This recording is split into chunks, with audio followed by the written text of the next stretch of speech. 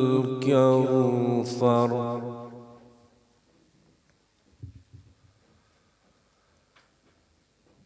فصل لربك وانحر إن شانئك هو الأبتر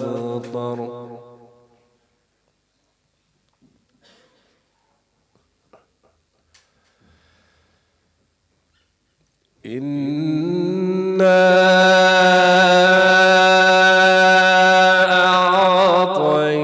أعطيناك الكوثر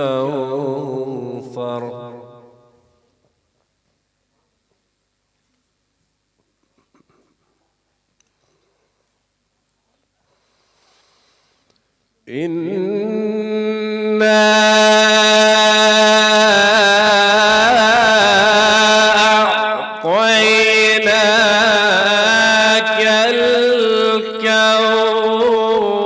الكوثر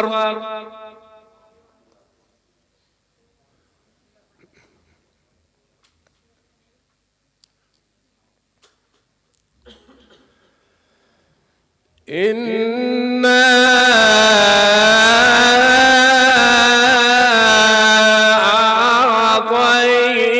أعطيناك الكوثر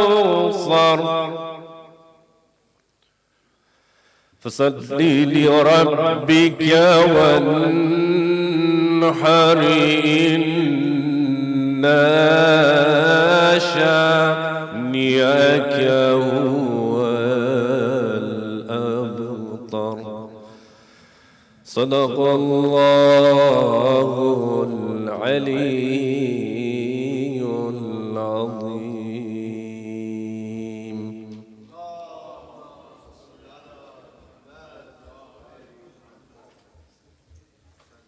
صل على محمد وآل محمد.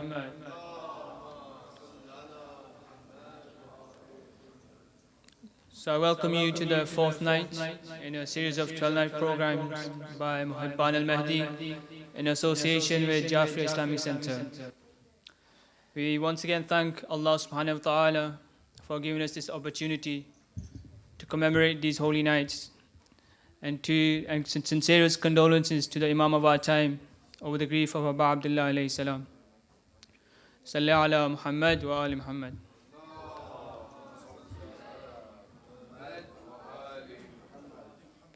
So first I would like to invite onto the stage for spoken word and eulogy by Brother Mahmood Hijazi with a loud salawat.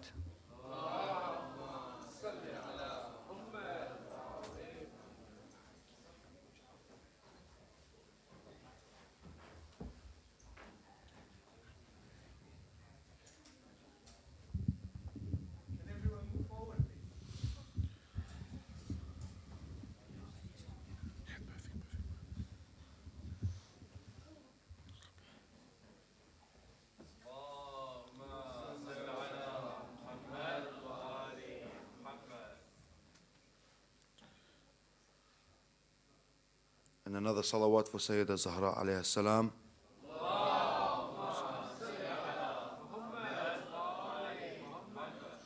Bismillahir Rahmanir Rahim. Alhamdulillahi Rabbil Alameen. والصلاة والسلام على خير خلقه أجمعين الرسول المسدد المصطفى الأمجد حبيب إله العالمين أبي القاسم محمد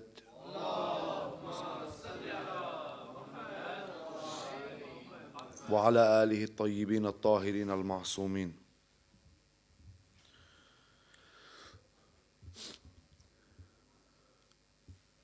Tomorrow, when the sun rises and light defeats the night, Karbala will stage this fight. Between falsehood and right, hold tight to the rope of Allah, let not this world deceive you. Goodbye, my companions. Tomorrow I leave you. And what would we do if our Imam says, I relieve you? Go, you are free to. I have to die here, you don't need to. A guarantee where most would flee, but for these few, they would cry, our hearts you can see through. With you we shall die. The Imam's reply, I believe you. But then what would we do if Zainab herself questioned whether or not we were true? May my neck feed steel, I cannot imagine how that would feel, but Habib knew. A word from Zainab had grown men full of valor and zeal, claiming they'd die 1,000 times in their appeal to prove she can trust. So what would she say about us? 10 nights a year, but what are we taking? Our Imam is here, among us, waiting. We are still saying we wish we were with you. We need to change. We are with you is what we should say. For Karbala is every land and Ashura is every day. Do we work for our Imam or do we spend our time in play? Look to those companions, ask what did they, how did they, why did they, but don't ask when did they, for our time is today. Follow those before you, for with their blood they paved the way. The kind of companions who glorify the Most High, but when praised by Zainab, these companions would cry, who am I? Who am I? Soldiers armored and full of pride when they ride to reach Hussain, with us you must collide, and not until we all have died, for on our pride, this adulteress called the dunya, we've long since divorced this bride. The charge of the martyrs, the foe's front line receded. Burayr bin Hamdani challenges Yazid bin Muqal, the argument was heated. Invoke Allah's curse on each other. Mubahala repeated, smited in the land of Karbala. Who do you think was defeated? These are the ample examples. When darkened was sight, these are the candles. The drumming in the battles echoes through the ages. Hussain and his companions swam inside the ocean of tyranny and violence. Were they silenced? Or were they heard by all colors, creeds and genders? Who do you think history remembers? Remember the women. Remember the women who sacrificed all they were given. White linen turned to crimson, how far they were driven. Try to see this vision. Wahab from her wailing had risen, for the enemies had thrown the head of her son at her feet. The enemies had thrown the head of her son at her feet. But women who are placed in the Zainabi seat never showed defeat, nor did she retreat. She stood with her son's head in her hand, and she marched across this land, threw her son's head at all those who dare to attack. That which we sacrifice for God, she said, we never take back. Remember the women in Karbala. For it has been said that no other path was more holy to tread. That road that led all those behind and all those ahead to be fed swords and red paws till you're dead. Yet on this path they sped, the young and the old, the meek and the bold and the newly wed. Pure beings bred for a single purpose, to walk with Hussain and be scorched by the furnace in Karbala. Ya Hussain, I fear that we've reduced your glory to a tear. Anguish is all we hear, but I wish to be near. I wish to rub shoulders with the valiant, take lessons from every companion, and then be your shield in the battalion. The will of Muslim I wish to harness, hear the adhan of Hajjaj and throw stones with Abis. stand on the plain with Zuhair ibn Qayn, and ferocious like the Asadis, true to their name. Quietly do my duty like Salim al-Turki, no glory found like Harith bin Nabhans, who defended not one but three of his imams. Show no fear like the sons of Bashir, Abdullah and Salim, the sons of Amir. Allow me the final stance of Hur, and let my enemies hear. I choose heaven over hell. My allegiance is clear. Now and here and wherever you may be, let your voice be heard, and in your eyes your enemies see. As you raise a fist in the air and offer a prayer to Muhammad and his family. Sallu ala Muhammad wa ali Muhammad.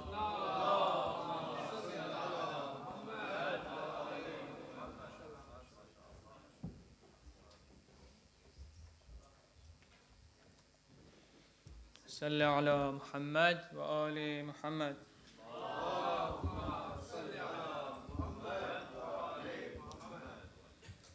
Hussein's a candle of light who glows both in day and night, guiding us all to the right. Hussain is the savior. He is the sinless. He is the pure. He will guide me. He is the cure. You are Safinatun Nijat. You are Ihdina Sirat. You are close to my heart. From it, you will never depart. Salli ala Muhammad wa ali Muhammad.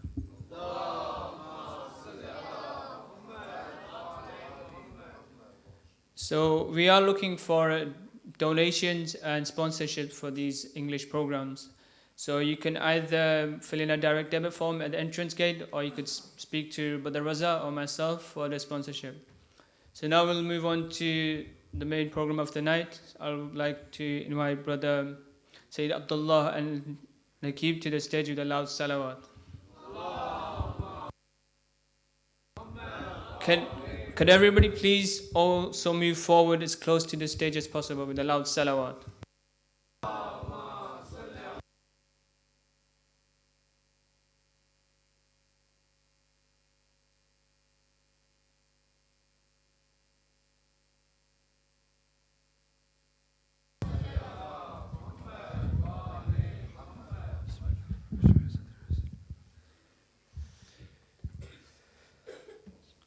أعوذ بالله من الشيطان الرجيم بسم الله الرحمن الرحيم رب اشرح لي صدري ويسر لي أمري واحلل عقدة من لساني يفقه قولي بسم الله الرحمن الرحيم الحمد لله رب العالمين وصلى الله على سيدنا وحبيب قلوبنا وشفيع نفوسنا أبا القاسم محمد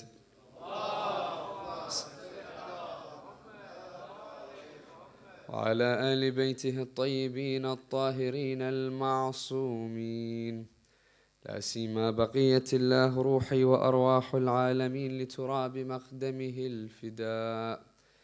أما بعد، يقول الله في محكم كتابه الكريم: بسم الله الرحمن الرحيم ما ضل صاحبكم وما غوى صدق الله العلي العظيم. The first of our loud salawats in honor of the greatest man to walk this earth, Al-Habib al-Mustafa Muhammad. Salli ala.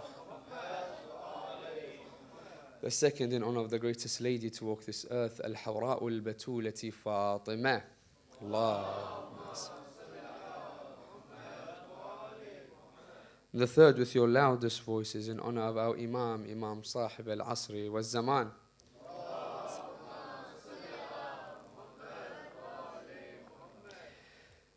The topic for tonight, inshaAllah, that we want to discuss in light of the people we will commemorate tonight in the Majlis, being the companions of Abu Abdullah Al-Hussain, we wanted to shed a light on the concept of friendship and companionship within the school of Ahlul Bayt.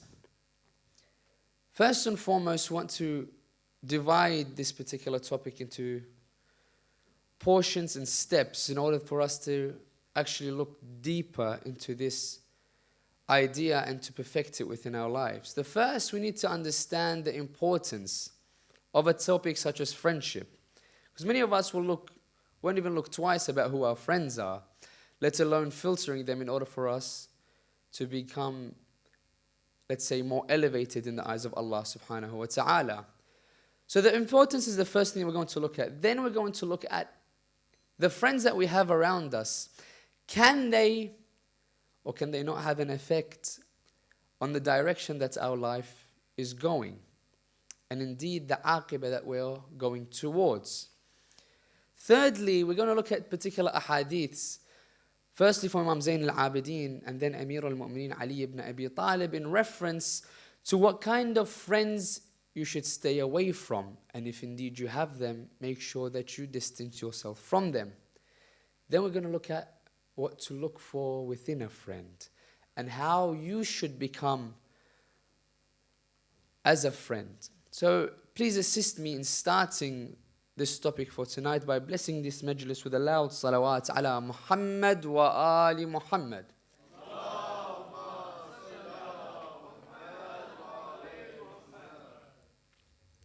As an importance of this particular topic, yesterday we talked about morality and how to attain morality, the root cause of what we should go about in our daily acts and actions. And we said we wanted to perfect each, let's say, puzzle of our life. So when we put all those puzzle pieces together, our life can have every single part of it that you want perfected. And one particular circle that needs to be in that picture is the circle of friends. Now, if we perfect every part of our lives, friendship caters for a large portion. When Amir al-Mu'mineen says that the person that you see most or are most close to in relation is the friends that you keep around you. So imagine how much or what portion of your life being spent with the friends and how much it will affect you if you do not have it perfected, and how much it will assist you if you have that particular portion perfected. Now someone can come forth and say, well, I don't need any friends. I'm fine on my own. That I can rid myself of everyone that's close to me and stay by myself going towards Allah subhanahu wa ta'ala or going about my everyday actions. No need for friends. But we have to remember the word insan, meaning human, comes from a derivative of yasta'nisu, meaning that he feels at most comfort with others. Now imagine now that any one of us had everything that you've ever imagined. Now let's say you've envisioned yourself in a castle, having this many cars, this much wealth, this many children.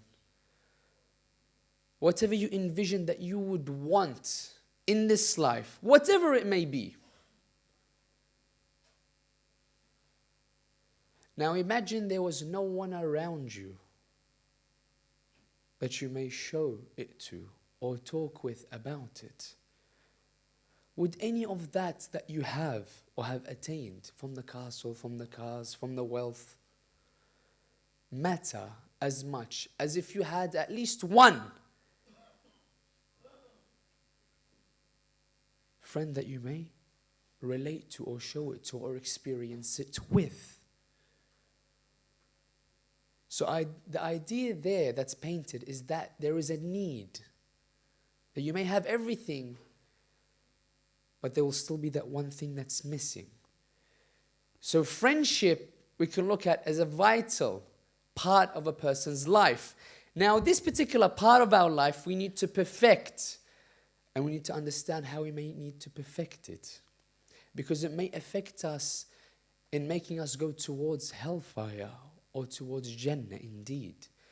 And we can look at the stories that we can surround from the 10th of Muharram about the people that held each other's hands and fought against the Imam of their time, Imam Al Hussain, and others that were hand in hand that fought alongside Imam Al Hussain. Now the example that's given of the effect of a friend, because some of us will say, well, I know I have bad friends around me. How much can they really affect me? Or if I have, let's say, bad traits and I have good friends around me, how much can they actually affect me? How much can I learn from them? Now the example that's painted for us is the example that's given between a blacksmith and a person that works with fragrances. And the example says, if you, let's say, befriend a blacksmith. This is just an example, not to say if anyone's a blacksmith or works with fragrances. It's just an example. So if you are to befriend a blacksmith and you do not talk to them, you do not interact with them, just you being next to him, let's say you go towards his working environment, just walking alongside him without talking, mingling, by you being alongside him, when you return home, surely because of his work environment, the metal, the fire, there's much dust particles in the air, you might find yourself, surely that you might have a bit of dust or particles from the burning or the metallic particles on your body. Without you even talking to him or mingling, just you being around him, you'll find that some of what makes him will rub off on you. And that's looked at to be if you have a bad friend. You could be a good person, but having a bad friend around you, you may not see it then and there. You may say, for example, and I've experienced it, not in a Muslim community, but outside, being in the circles that I've had within universities, within school, you find yourself that people that were quite ethical, that were looked at to be very morally elevated in the community, and looked at to be revered, they begin to befriend people and go over their house. And then you find people that don't have Islamic boundaries, that's very affected by what they see on TV, will begin to, let's say, have a foul tongue. They may swear in and around their friends' circle. Some of them may even go further than that and make their parents hear a word or two. And you find being around that environment, first you think to yourself, well, this is barbaric. How on earth or why on earth would they do such a thing? Then months pass and you see that same person that has befriended these types of people that have a foul tongue, the first experience of them slipping for the first time. And you'll begin to hear their tongue change and different words come into their vocabulary. Why? He never used to be like that, but because he had that particular friend circle, you'll begin to find him change. And then you tell him, you've changed. And then he himself will not see it. He says, how have I changed? Where you find that dust particles or that particular acts will rub off on him by being in that circle. Another example, they want to take literal manner. There are people we'll find within, let's say, school and university. People that, let's say, they went to schools and universities and their parents told them to stay away from A, B, C. Let's say, taking into an example, let's say, illegitimate substances, and let's say an example of smoking at a young age. When you find them at an old age, you say, what started this? And I have asked a few people, what started your chain of smoking? And of them that have come past and say, well, it started when I was in my youth. I befriended people and I became close to people that had that particular trait that affects a human body. And they say we can even derive it back in time to when the first time we ever smoked. And you begin to ask him, how did it happen? He says, I was in a particular circle of friends at school. whether they be a need for you to become popular with the popular kids. And they'd say they'd sneak out of school. First, that's the first aspect of wrong. Then they'd see their friend circle smoking. And then say to themselves, well, hold on, I'm not going to go that far because I have a moral upbringing, saying to myself that my parents taught me not to do such a thing. It says, as time goes past, weeks and months, one day they'll tell you, come and hold it. While I, let's say, tie my shoes or go and do a particular act. One day they'll say, well, what's the problem if you take one particular drag? Then weeks will come and say, well, just have one cigarette. It's not going to affect you. And then step upon step upon step, you'll find themselves now, after 5, 10, 15 years, they'll be chain smokers. But if they go back in time to see when did they take the first cigarette, they'll look towards it and say, well, it was the people around me that made me take that initial step to something that may be harmful to my body. But that's again just an example to show you where it's something that may affect you, may start from because of the circles that you're in. And likewise, the example when given about a person that works with fragrances. It says, are you just being alongside him, not talking, not mingling, but because you're in his presence and he works with different scents, you'll begin to smell when you come back towards your circles, back home. People will smell it on you, even though you cannot smell it yourself because you've been in that environment. Likewise, the example is given in good friend circles.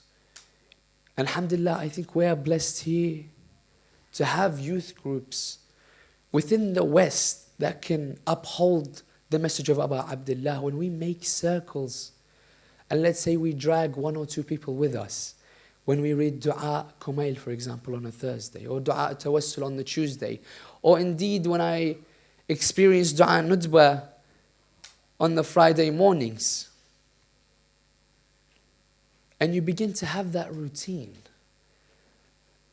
and it'll become part and parcel of your weekly routines. And then when you try to derive it back of where did it start, then you'll be thanking those circles that you were acquainted to, that took you towards the first dua, or the first time you came in congregation, or the first time you came towards the majlis to hear a lecture about Abu Abdullah Al Hussain. So the effect that a circle can have on you is vital to the direction that your life will be going in. Now, taking that into consideration, knowing very well that the friends around us will affect us in such a manner that will affect the paths we are taking, and indeed the ends to those paths. What do we have to look for in a friend? And what do we need to stay away from? Imam Zain al-Abidin says to Imam al-Baqir when he's teaching him about who he should befriend and who he should keep away. He says there are 5 people that you need to stay away from. Who are these 5? And when I mention these, I need everyone to think of their friend circles and thinks to themselves, is in my friend circle one of these 5? He says the first is the person that is corrupt. A person that's corrupt, you don't need more detail than that, but I'll give you an example. Why does the Imam say someone that's corrupt? He says because he'll sell you for something so little. Doesn't have moral high ground. He doesn't have ethics. One day he'll be with you, the next day he'll be against you. In front of you, you're the best of people. As soon as you turn your back, you know this person, A, B, C. So I'll give you an example from history. Muawiyah, one of the people that was pivotal in the wars that he led against Amirul Mu'mineen, and the power that Muawiyah had is from the different ways that Amr ibn Nabigha, as Amirul Mu'mineen says, or Amr ibn al-As as we know him, used his let's say, conniving ways to get, in any way, shape or form, Muawiyah to be looked at, to be revered. And we all know what happened in Siffin and what Amr ibn al-As did. But Muawiyah was corrupt, and we all know this. And look at how he sold Amr ibn al-As for so little. Someone that helped him rise.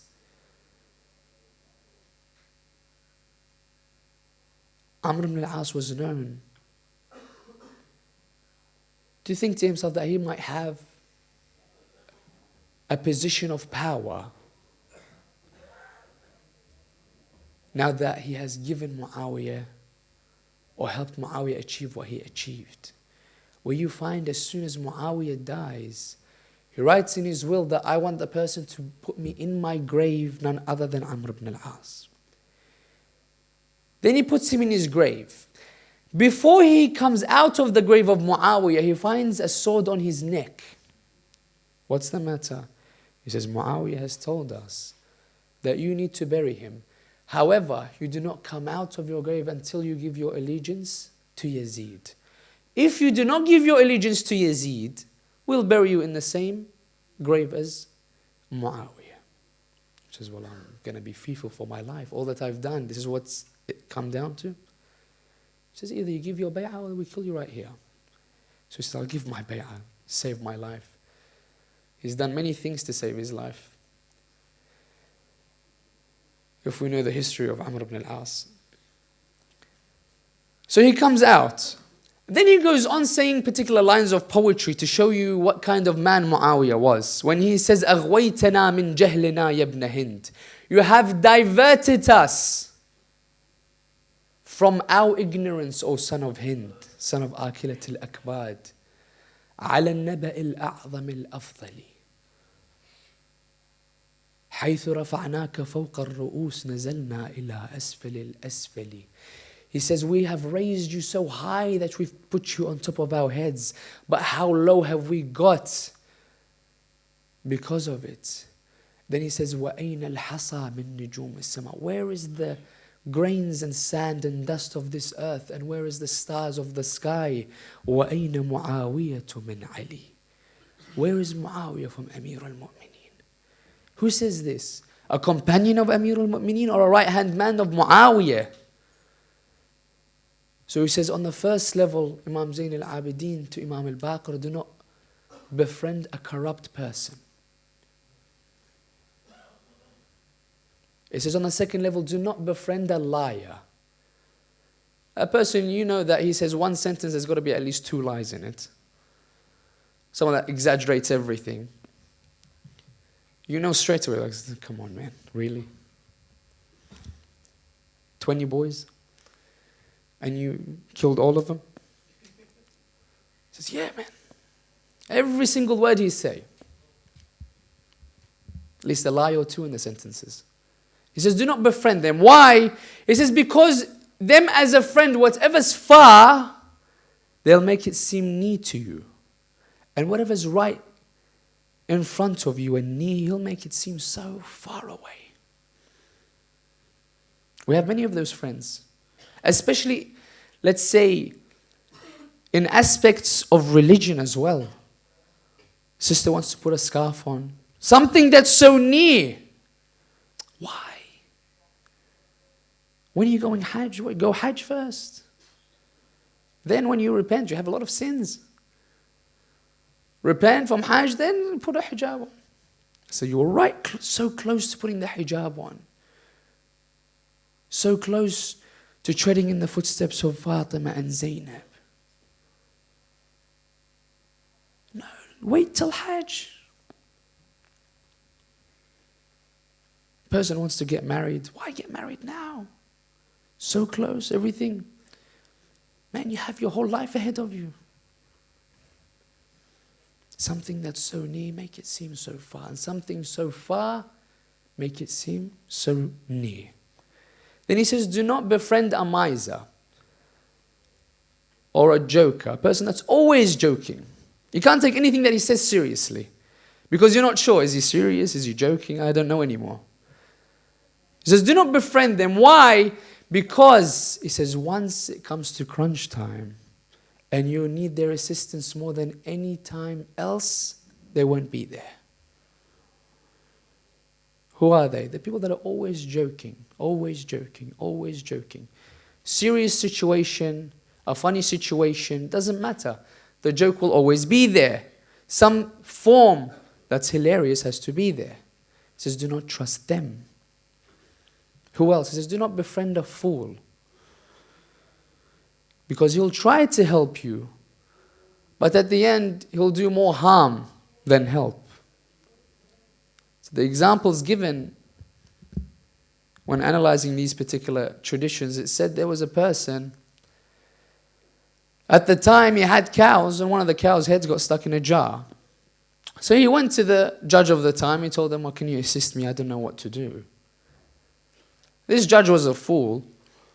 So he came and says, well, you can't get the cow's head out of the jar, so you might as well try to cut the head of the cow off and then try to extract it from the jar. So the man says, okay, no, you're the judge, or I'm going to trust you. He cuts the head of the cow off. Still, it doesn't come out of the jar. He says, now break the jar. So he breaks the jar, says he's got a broken jar and a killed cow. And he tried to help him. So not to that extent nowadays that you find fools like that, but the idea is there may be some things nowadays that can be looked at to be very foolish and acts in which you have not put enough thought into it before you do them. Do them out of an irrational approach rather than a rational one. Words now that you may say, thinking that no one is watching, or that it might not affect you because you're protected. These words may go on and it might harm someone else in somewhere else that's not protected.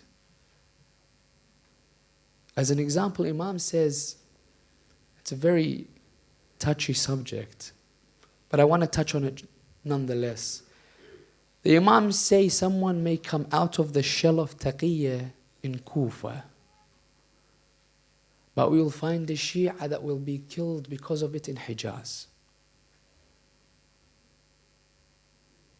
Says the idea is because they are in a place of power, in a place of protection. It doesn't matter about anyone else. They won't think about anyone else. However, it says if you truly think about what you say and the effect it will have, you will not say it. So the Imam says on the fourth level, do not befriend a fool. And the fifth level, he said, do not befriend a do not befriend a person that has cut relations with his family, with his blood relatives. Why? He says, because I found them cursed in 3 different places within the Holy Quran. So do not be in close relation with someone that Allah has cursed on 3 occasions. So those are the details that the Imam gives us to stay away from. Amir al-Mu'mineen says, do not befriend someone that's corrupt, immoral, doesn't have akhlaq, or disobeys Allah subhanahu wa ta'ala openly. Now let's think of our circles and see, do we have any of them within our circles? To know how close we need to be with them and how distant we need to make ourselves. Then the Imam tells us, Imam al-Sadiq alayhi afdal as-salatu was-salam says, then who should we befriend? Allahumma salli.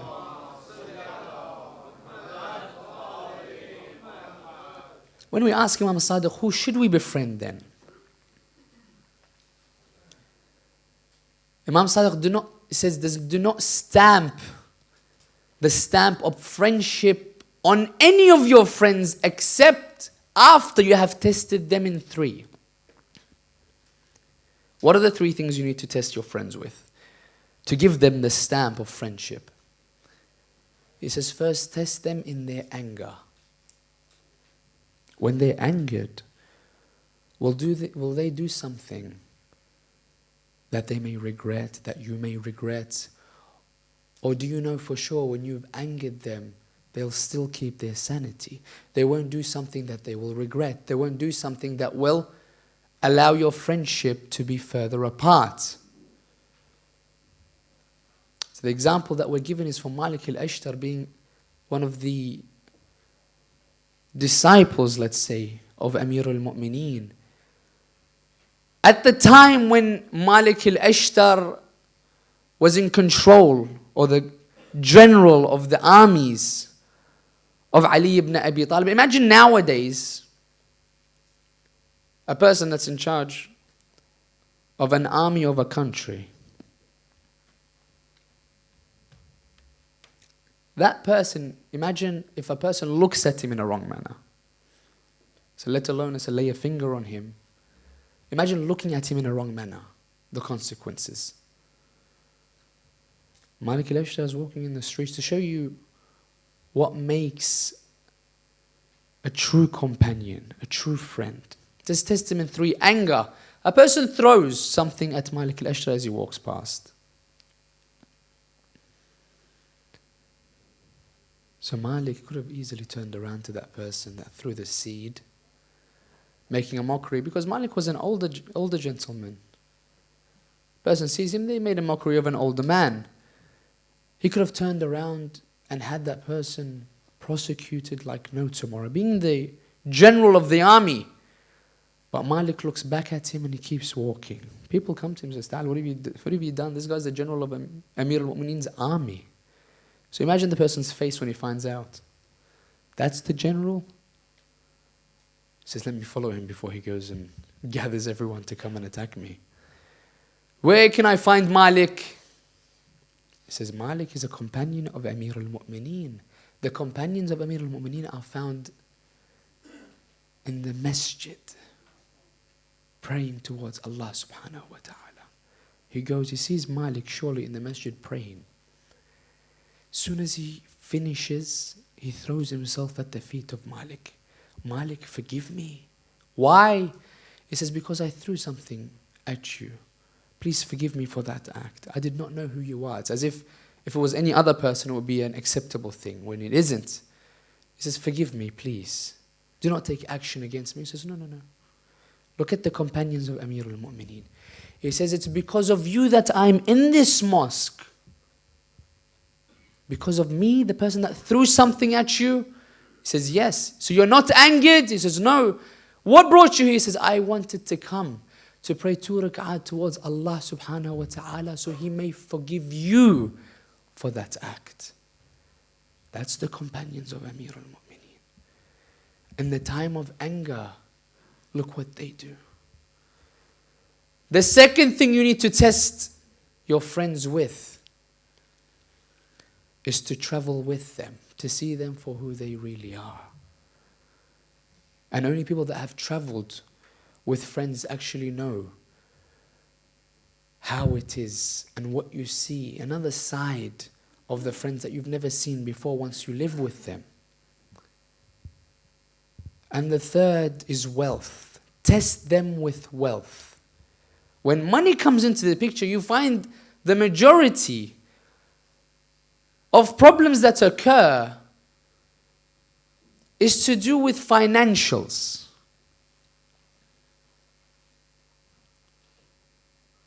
Many friendships have been broken apart because of wealth, because of money.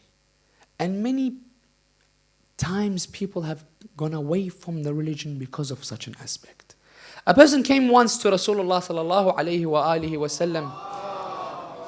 Salli ala Muhammad. And he keeps asking the Prophet, "Oh Prophet, pray that Allah can give me sustenance and wealth. Please pray." And the Prophet turns to him and says, "No, no." And he keeps coming. He says, "I'll pray for you if you're persistent." So he prays to Allah for this man to increase in wealth.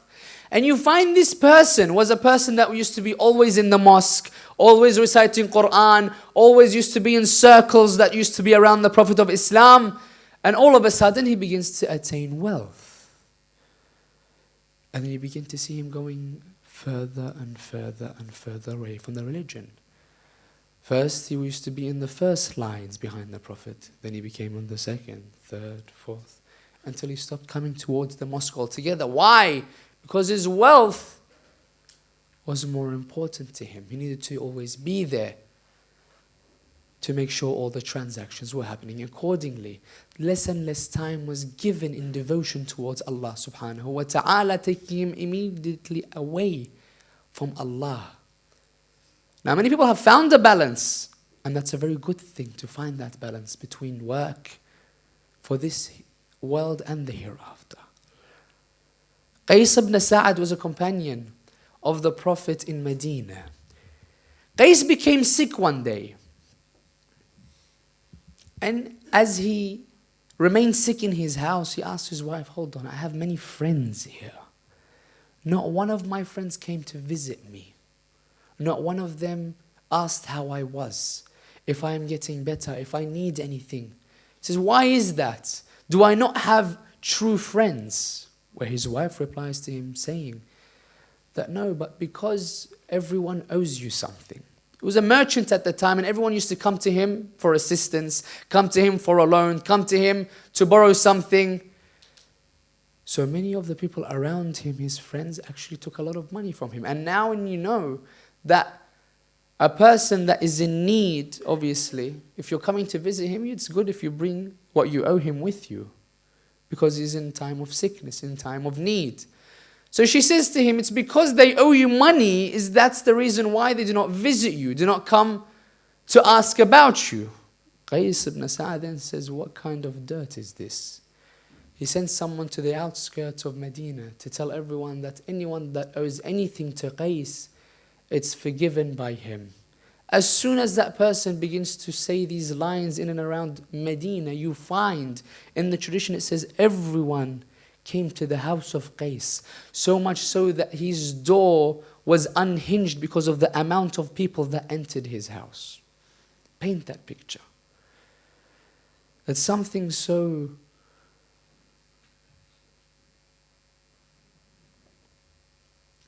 unvalued in the hereafter can have an effect between two friends. When Amir al-Mu'mineen says, a true friend, it's like one soul divided into two bodies. How can we attain that closeness? That's the aspect that we need to understand. Maytham al-Tammar. So we go towards Kufa and we find his shrine there. Everyone comes and visits him.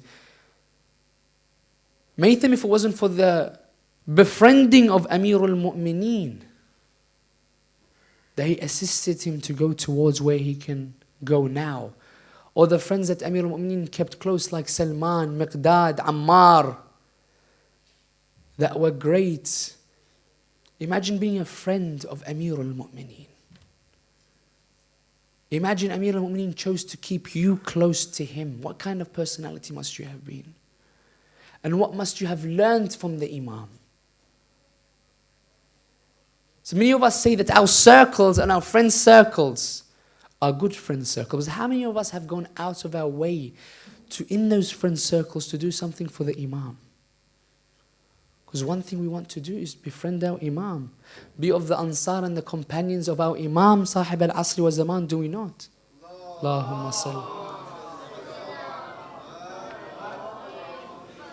But how much of the time do we sacrifice for our Imam? How many of us come in groups if we truly want to become of the people that fight alongside him? We know many traditions that we have. If we read Dua al-Ahad, 40 mornings in a row, as Imam Sadiq states, if you die in sincerity, you will be revived to fight alongside him. How many of our groups that we have make an effort to come together and actually recite this dua in the morning after Fajr prayers? How many of us make an effort to go towards dua and nutbah on Friday morning? If we cannot even sacrifice our sleep for our Imam, imagine how can we even sacrifice ourselves for the Imam? We need to learn from the companions on the 10th of Muharram, the sacrifice that they had, the understanding that they had. We need to filter our friend circles and have those circles that are close-knit. Even if it's the one friend. Imagine having that one friend that is the world to you, the one friend that you can have as a backbone, the one friend that you trust entirely to be a mirror for you, that you can work together to go towards becoming a companion of Imam Sahib al-Asr was mine. Just one. Imagine if you had a group. Imagine if we work on ourselves and the environment that we create for ourselves. Can we attain the same environment of the companions of Abu Abdullah had on the 10th of Muharram? Imagine what we can achieve. People in Kufa at the time, they found Maytham al-Tammar and Habib ibn Mudahir come. Look at this tradition, brothers and sisters. To allow you to understand the understanding of such people that were close to Imam Amir al-Mu'mineen Ali ibn Abi Talib. Maytham al-Tammar comes, Habib ibn Mudahir. They spoke so closely and intensely that their horses that they mounted locked heads. Maytham would look at Habib and he says, it's as if I see a man that has long hair going out in protection of his Imam, dying and returning with his head on a horse. Habib looks at Maytham. He says, it's as if I see a person that because of his love and defense for his Imam, his hands and feet will be cut and he will be hung on the palm trees, and on the third day, his stomach will be punctured until the blood gushes from his mouth and he dies. Now imagine people at the time thinking, what on earth are these guys talking about? But imagine the friendship that I had with Amir al-Mu'mineen and with each other. They can share such a thing. To have that knowledge, to have that friendship on the straight path of Ahlul Bayt towards Allah subhanahu wa ta'ala. Imagine the sacrifice that they had to put forth to solidify their friendship, their wilayat. Hujr ibn Adi, when he's taken by Muawiyah, and he tells him, what do you want as a last means before I sacrifice you, before I murder you? And he says, kill my son first. Look at the wilayah. After he kills his son in front of his eyes, which is the most painful thing a father can see. And we'll know that when we look into the life of Ali al-Akbar in a few days' time and Imam al-Hussain. Sacrifice my son before me. Why? He says, just in case he doesn't die on the wilayah of Amir al-Mu'mineen, he may be scared. You may give him, let's say, incentives to go away from the wilayah. I want to make sure that he dies on the wilayah. Look at the devotion he had towards his Imam, towards his friend. We want to look at the sacrifice that we give. We can't even sacrifice our time for the Ahlul Bayt. But do you know people that sacrificed everything, brothers and sisters? I want to take you to the 10th of Muharram, or the night before the 10th of Muharram, when Imam al-Hussain is walking on the plains of Karbala. As Imam al-Hussain is walking on the plains of Karbala, he finds himself followed by one of his companions. The companion's name is Hilal. The Imam's walking. Hilal is after him. Hilal wants to make sure that no one is going to attack the Imam. No one is there to harm the Imam. No one follows the Imam. So Hilal is just following the Imam, watching what the Imam does. So the Imam, Hilal says that I saw the Imam, as he's walking, he goes down and he picks up stick. He goes down again and he picks up a stick. He goes down again, picks up a stick. And he says, I followed the Imam until the Imam says, Hilal, what are you doing behind me? Hilal comes and says, oh, my Imam Hussain, I'm sorry that I followed you. But I was afraid someone in the midst of the night It's the army of Yazid. You do not know that they have any morality or ethics. They may come at any time and attack you without notice. He says, I just wanted to be there just in case someone would attack you or would follow you. He says, oh Imam, but I want to ask a question. As I am following you, oh Imam, I see you bend, take a stick off the floor, bend, take another stick. Can you tell me why you're taking the sticks of these plains of Karbala? You know what the Imam replies, brothers and sisters?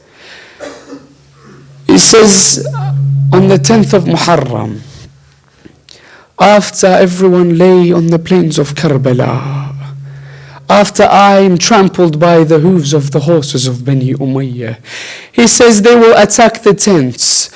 When they attack the tents, the children will disperse. Of them that will be burnt, of them that will be trampled by the horses of Bani Umayyah, of them that will run on the plains of Karbala. He says, I pick up these sticks in case they walk this way. Some of them may tread and may hurt themselves on these sticks. So I lift these sticks in order for them not to harm themselves. He goes towards the tents of Sayyida Zainab. Imam al-Hussain going towards the tents. Surely he goes into the tents to send his salam towards Sayyida Zainab. He enters. Hilal stays outside. He just wants to hear what's going on between Sayyida Zainab and Imam al-Hussain. Sayyida Zainab welcomes Imam al-Hussain. Assalamu alaikum wa alaikum assalam. Sayyida Zainab then begins to talk with Imam al-Hussain. She says, oh Imam, oh my brother Hussain, I want to ask you a question. What is it, Zainab? She says, these companions of yours, have you tested them? Do you know their worth? Will they stand by you when it gets tough on the plains of Karbala? Imam al-Hussain replies to Sayyida Zainab. He says, Zainab, I have tested them and tested them. Many a times I have told them to go and use the night as a camel. Return to your families. In which the reply I came back with from my companions, how can we leave you, O Hussain? Zuhair ibn al-Qayn would say, O Hussain, if I was killed and I was revived and killed and revived and killed and revived 1,000 times, it would be easy for you knowing that I am protecting my Imam. How is it that it's only one death that I taste? He says, I have tested them and found that they crave death in my hands, fighting and protecting me and the message, as much as a newborn craves milk. Look at the companions that I have, O Zainab. Who is this Hilal? Hilal runs back towards the tent of the Ansar. Oh Habib, oh Habib, oh Ansar, I have a message for you. What's the message? He says, Habib, I heard Sayyida Zainab is unsure whether we'll be fighting and protecting the Imam or not. Oh Habib, please help me in making the confidence of Sayyida Zainab strengthened with us going towards her tent. Habib ibn Mudahar says, Zainab is not sure of us. Sayyida Zainab doesn't know whether we'll defend Imam al-Hussain or not. Surely we have to make sure that she knows that we'll die fighting for Imam. He gets up, he begins to call the Ansar. He says, Ya Abdullah al-Safa wa ya Fursan al-Hayja, come towards me. Of the companions that come towards Habib ibn Mudahir, you find Abu Fadl al-Abbas running towards Habib, saying, Labbayk ya Habib, what's the matter that you call upon us? He says, O Bani Hashim, return. This aspect is not for you, it's for the Ansar, for the companions. Abu Fadl al-Abbas returns. As you find Habib ibn Mudahir telling the companions, come with me as we go towards Sayyida Zainab to solidify our wilayah towards our Imam. Habib ibn Mudahir goes towards the tent of Sayyida Zainab. Then he stands outside the tent of Sayyida Zainab. Then he says, Assalamu alaikum wa rahmatullahi wa barakatuh. barakatuh. Sayyida Zainab hears this. She says, oh my brother Hussain, the people are outside, go towards them.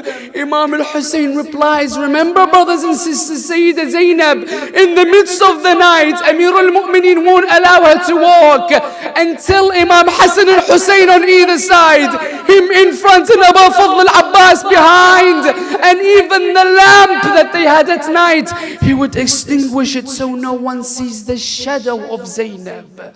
Imagine Imam al-Hussain, look at what he says to Sayyida Zainab. He says, Zainab, go out and meet them, they're here for you, Zainab. Imagine the rank of the companions. She says, not a problem, oh Hussein, you allow me to talk to them? He says, yes, Zainab, go out and speak to them. What does Sayyida Zainab do? This is a majlis by itself, brothers and sisters. Sayyida Zainab goes towards the chest that she has in the khayma. She opens the chest. Oh, inside the chest she takes out the abba of Sayyida Fatima.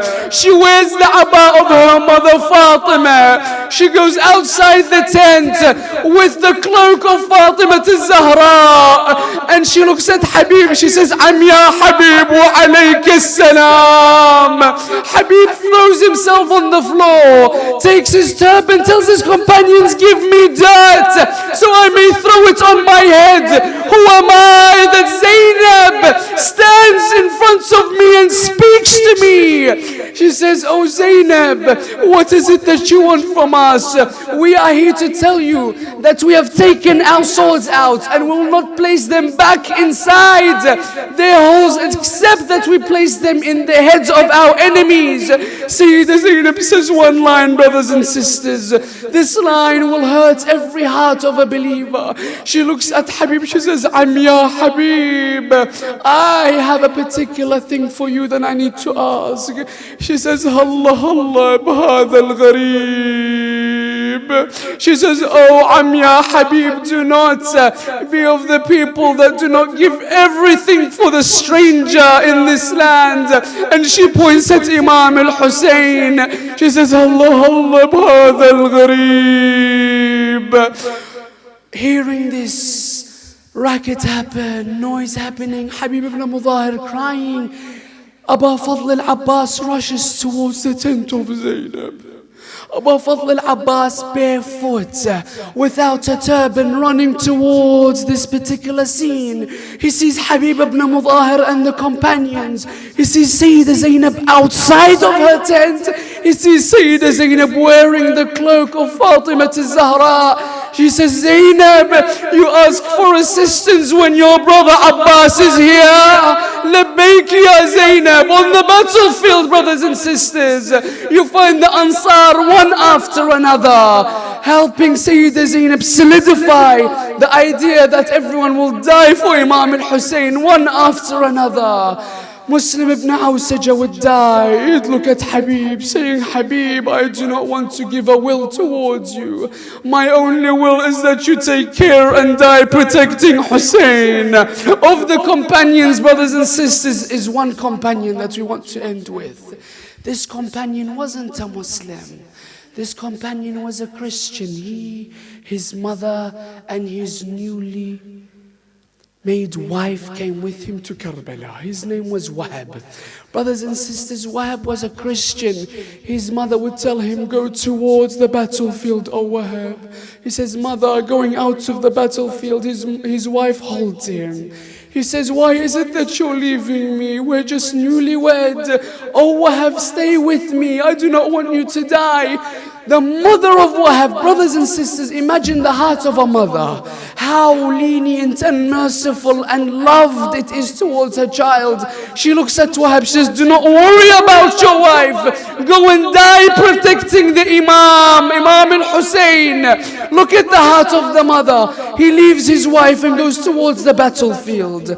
Wahab goes, he fights and fights, and he comes back. He's hurt, he's thirsty, he is tired. He comes towards his mother, he says, mother, are you sufficed? Mother of Wahab, are you sufficed with what I have done on the battlefield? He says, no. Go out, I want to see that you've sacrificed yourself. Look at the heart of a mother. I want to see that you've sacrificed yourself for Hussain. How is it that Fatima al-Zahra will plead over her son Hussain and I do not plead over my son? Go, O Wahab, I want to see you as a martyr in the hands of Abu Abdullah. So Wahab goes towards the battlefield. He fights valiantly until he falls. As he falls in the final moments, as you know, his wife kept telling him, do not go, stay with me. In his final moments, he gazes towards the tent. And who does he see coming towards him? He sees the wife, his wife coming towards him, running, saying, oh Wahab, fight alongside the goodness of people. Fight alongside the Tayyibin. Qatil dun ibn Tayyibin. And she comes, sits by Wahab in his final moments, brothers and sisters. We end this majlis with this particular aspect. Get into the emotion of Wahab. Imagine newlywed. His wife, one moment telling him to not go towards the plains of Karbala. All of a sudden, something she sees allowed her to run on the plains of Karbala, sit by the head of Wahab, saying, well done, I want you to die protecting Imam al-Hussein. Saying, why is it that you have come, O wife of mine? She says, do not blame me, O Wahab. Hussein broke my heart. What did you see? Oh wife of mine, she says, as I looked towards the tent, I saw a broken Hussein saying and reiterating, Ala min nasirin yansuruna, saying, wa qillat nasira. Oh, how few of the companions we have to protect us. Oh, how few friends we have that can die on this path to protect us. Inna lillahi wa inna ilayhi راجعون. وسيعلم الذين ظلموا آل محمد أي منقلب ينقلبون والعاقبة للمتقين. Raise your hand, brothers and sisters. As we pray to Allah subhanahu wa ta'ala that He allows us to first see within our circles the people that are taking us off the path of Ahlul Bayt. For allowing Allah subhanahu wa ta'ala to allow us to see those people, to allow us to remain distant from them and allow us to go towards the friends that will allow us to go close towards Allah subhanahu wa ta'ala. That Allah subhanahu wa ta'ala can write for our future that we have in it friends and we come close towards friends that will be like the companions that Imam al-Hussein had on the 10th of Muharram. That we can one day have circles, that we can truly say that these circles allow us to feel a closeness towards Imam Sahib al-Asr wal-Zaman, and understanding that these kind of circles that we will create based on what we know makes a good companion from ones that we need to stay away from, written for our future with the Surah al-Mubarakat al-Fatiha, but before it 3 of your loudest salawat ala Muhammad wa ali Muhammad.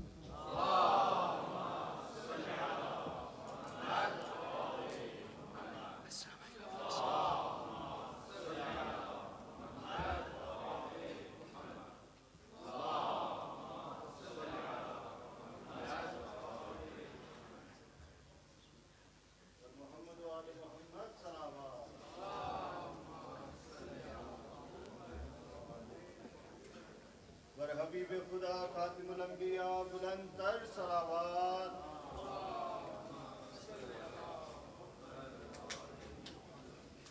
برائے خوشنودی سیدہ طاہرہ بلند تر صلوات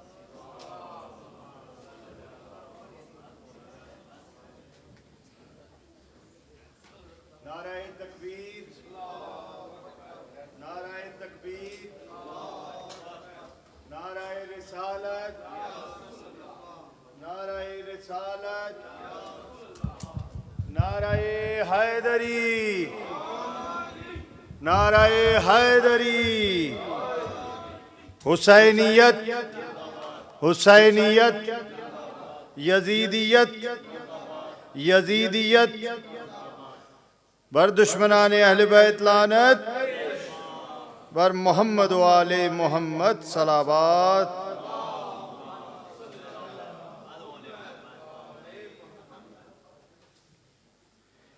اے خدا میرے تکلم کو اجاگر کر دے. آج کی اس اردو کی چوتھی مجلس کا باقاعدہ آغاز کرتے ہیں اور اس دعا سے کرتے ہیں کہ اے خدا میرے تکلم کو اجاگر کر دے.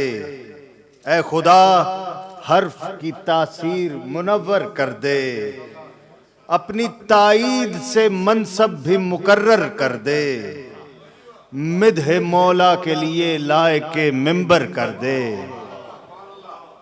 اپنی تائید سے منصب بھی مقرر کر دے اور مدح مولا کے لیے لائق منبر کر دے اور نور الہام سے انوار کے منظر دکھلا. نور الہام سے انوار کے منظر دکھلا اور جلوائے طور مجھے برسرے منبر دکھلا.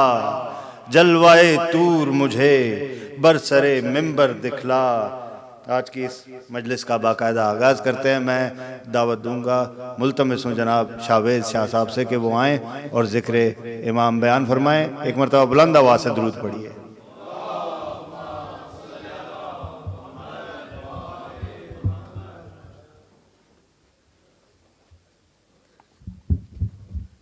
صلوات.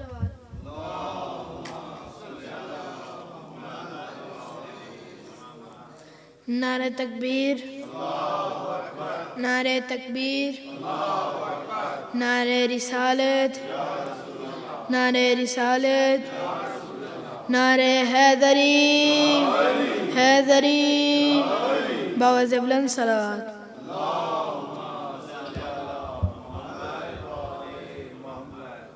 بسم اللہ الرحمن الرحیم.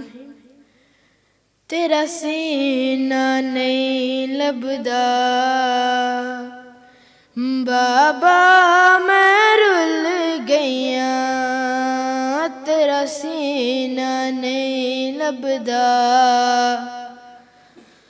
بابا میں رل گئیاں. انج لتھے ہائے ڈور مینڈے انج لتھے ہائے ڈور مینڈے میں خاک تے جڑ پیاں. تیرا سینہ نہیں لبدا بابا میں رل گئیاں. تیرا سینہ نہیں لبدا بابا میں رل گئیاں. بابا میں کشامد لوگاں نے تینڈے بعد کنیزی وچ منگیا. بابا میں کشامد لوگاں نے تینڈے بعد کنیزی وچ منگیا. میں غیرت سیدہ دی او میں غیرت سیدہ دی او ویلے مر گئیاں. تیرا سینہ نہیں لبدا بابا میں رل گئیاں. تیرا سینہ نہیں لبدا بابا میں رل گئیاں. دتا پہلا پرسا مقتل وچ میں کچھ مر لئی یتیمی دا. دتا پہلا پرسا مقتل وچ میں کچھ مر لئی یتیمی دا. انج ظالم ہاتھ چایا انج ظالم ہاتھ چایا میں خاک تے جھڑ پیاں تیرا سینہ نہیں لبدا بابا میں رل گیا تیرا سینہ نہیں لبدا بابا میں رل گیا جدو گل تیرے زرباں چلیا میں کول کھلو کے ویندی رہی جدو گل تیرے زرباں چلیا میں کول کھلو کے ویندی رہی او نہیں ملیا سر تیرا نہیں ملیا سر تیرا او ترلے کر دی رہیاں تیرا سینہ نہیں لبدا بابا میں رل گیا تیرا سینہ نہیں لبدا بابا میں رل گیا جدو آخری قید دا حکم ہویا میں کو کلیا تنگ زندان دے وچ جدو آخری قید دا حکم ہویا میں کو کلیا تنگ زندان دے وچ انج روندی میں ٹریا انج روندی میں ٹریا ہو قیدن میں ہل گیا تیرا سینہ نہیں لبدا بابا میں رل گیا تیرا سینہ نہیں لبدا بابا میں رل گیا جدو داخل ہویا شام دے وچ بھیڑ بازاری لوکاں دی جدو داخل ہویا شام دے وچ ہوئی بھیڑ بازاری لوکاں دی پپھیاں دے ٹرن کیتے پپھیاں دے ٹرن کیتے ہو میرا منگ دی رہیاں تیرا سینہ نہیں لبدا بابا میں رل گیا تیرا سینہ نہیں لبدا بابا میں رل گیا شل کوئی دھی نانج گزرے بے سر بابے دی لاش کلو شل کوئی دھی نانج گزرے بے سر بابے دی لاش کلو جیوے میں رسیاں پاکے او جیوے میں رسیاں پاکے او تیری لاش تو گزریاں تیرا سینہ نہیں لبدا بابا میں رل گیا تیرا سینہ نہیں لبدا بابا میں رل گیا سلام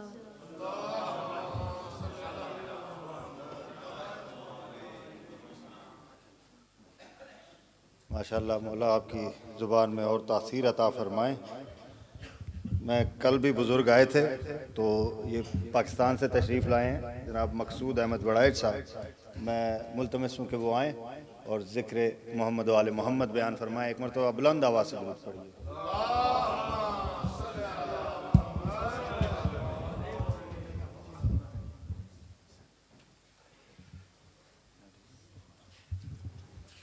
صلوات پڑھیں محمد و آل محمد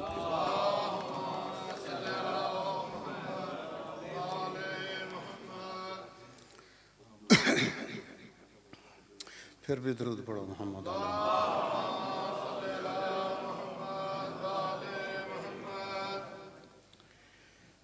ان کا اٹھنا بیٹھنا اصول ہوتا ہے گزارش ہے درود پڑھو محمد و آل محمد کی ذات ان کا اٹھنا بیٹھنا اصول ہوتا ہے انہی کے در پہ قرآن کا نزول ہوتا ہے ان کا اٹھنا بیٹھنا اصول ہوتا ہے انہی کے در پہ قرآن کا نزول ہوتا ہے. داتا ہو یا کلندر ہو، دارا ہو یا سکندر ہو، ان کے قدموں کی دھول ہوتا ہے. ہر ایک بات کا کوئی اصول ہوتا ہے، جھگڑنا حقیقتوں پہ فضول ہوتا ہے. علی کی منزلت کیا پوچھتا ہے اے جاہل، سمندروں کا کوئی عرض و طول ہوتا ہے.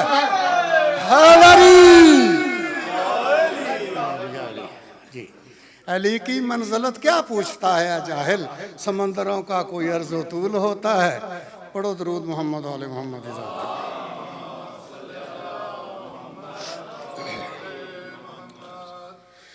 شبیر تجھ کو شبیر تجھ کو زمانہ سلام کہتا ہے، تمہیں تو عرش معلا سلام کہتا ہے. شبیر تجھ کو زمانہ سلام کہتا ہے، تمہیں تو عرش معلا سلام کہتا ہے. چمک کے گنبد خضرا سلام، چمک کے گنبد خضرا سلام کہتا ہے. تمہیں تو مدینہ پاک سے نانا سلام کہتا ہے. شبیر تجھ کو زمانہ سلام کہتا ہے، تمہیں تو مدینہ پاک سے نانا سلام کہتا ہے.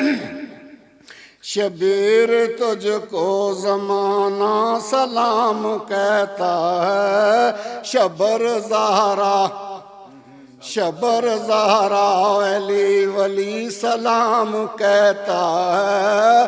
شبیر تجھ کو زمانہ سلام کہتا ہے.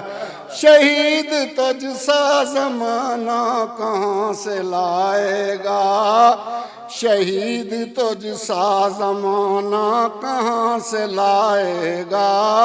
جو صبر و شکر کی منزل ہمیں دکھائے گا. تمہارے سجدہ کو کعبہ سلام کہتا ہے. شہید تجھ سا زمانہ کہاں سے لائے گا، جو صبر و شکر کی منزل ہمیں دکھائے گا. تمہارے سجدہ کو کعبہ سلام کہتا ہے. شبیر تجھ کو زمانہ سلام کہتا ہے. پڑھو درود محمد و آل محمد.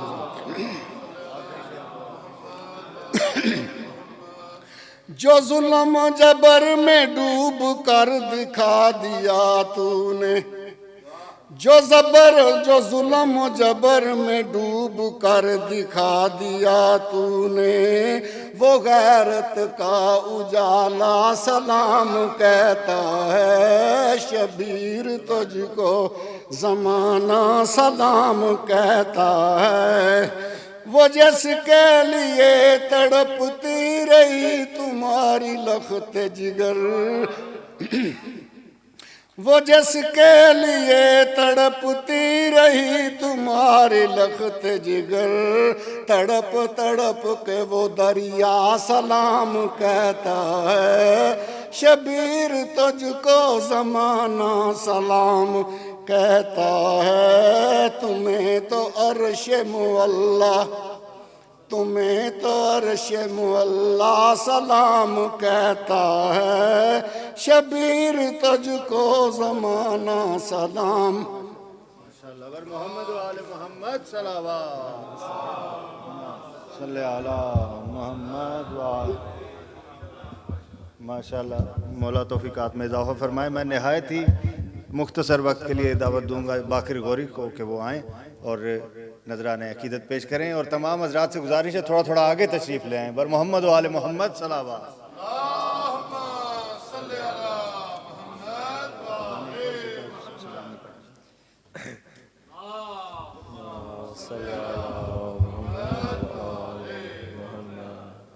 پر محمد وآل محمد صلوات.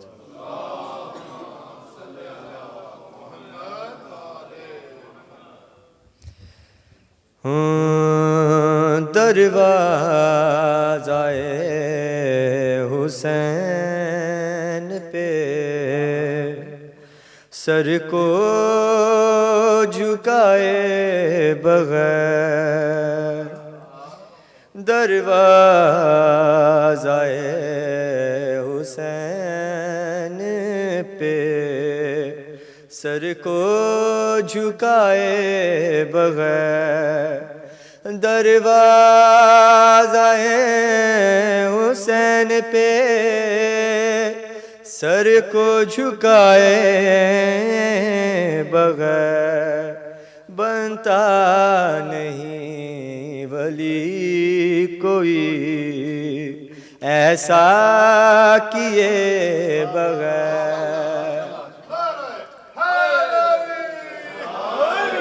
بنتا نہیں ولی کوئی ایسا کیے بغیر، سلمان کی طرح سے ابو ذر کو دوست رکھ، سلمان کی طرح سے ابو ذر کو دوست رکھ، اور ظاہر کسی پہ اپنا عقیدہ کیے بغیر، اور ظاہر کسی پہ اپنا عقیدہ کیے بغیر، اور پہلی نظر میں شاہ نے حر سے یہ کہہ دیا، پہلی نظر میں شاہ نے حر سے یہ کہہ دیا، تمہیں نہ جانے دیں گے ہم اپنا کیے بغیر، تمہیں نہ جانے دیں گے ہم اپنا کیے بغیر، اور اللہ کہہ رہا ہے تولا نہیں قبول، اللہ کہہ رہا ہے تولا نہیں قبول، زہرا کے دشمنوں پہ تبرہ کیے بغیر، زہرا کے دشمنوں پہ تبرہ کیے بغیر، صلوات محمد والے. ماشاءاللہ ماشاءاللہ، مولا آپ کی توفیقات میں اضافہ فرمائیں، آپ تمام کا یہاں چل آیا قبول و منظور فرمائیں، اور ایک مرتبہ مجلس کی مقبولیت کے لیے بلند آواز سے درود پڑھیے. اللہم صلی علی محمد. قبلہ کی آمد سے پہلے میں دو قطعات ضرور، جناب اجازت ہے کہ ہدایت ٹی وی پہ آپ نے سنا کہ مولانا نے زبان درازی کی، تو اس کو مخاطب کر کے کہتا ہوں کہ نظر سے جہل کا پردہ جو چاک ہو جاتا، نظر سے جہل کا پردہ جو چاک ہو جاتا، گناہ گار گناہوں سے پاک ہو جاتا. اور علی کے بارے میں ایک حکمران کہتا تھا، علی کے بارے میں ایک حکمران کہتا تھا، علی نہ ہوتے تو پھر میں ہلاک ہو جاتا. یا علی نہ ہو یا علی یا علی، مل کے نعرہ حیدری۔ اور عجب تصور بخشش بنا دیا تم نے، عجب تصور بخشش بنا دیا تم نے، صراط عقل میں راکب ہونا پیادے ہو۔ حسن نے اس کو بتایا حسب نسب اس کا، حسن نے اس کو بتایا حسب نسب اس کا، یہ کب کہا تھا کہ میرے غلام زادے ہو، یہ کب کہا تھا کہ میرے غلام زادے ہو۔ ایک مرتبہ بلند آواز سے درود پڑھیے، صلی علی محمد وآلہ۔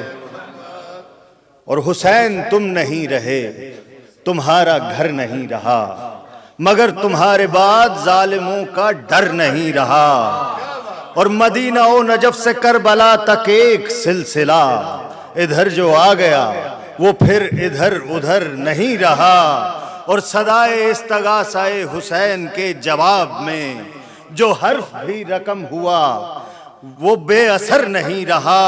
اور صفیں جمی تو کربلا میں بات کھل کے آ گئی، کوئی بھی ہیلائے نفاق کارگر نہیں رہا۔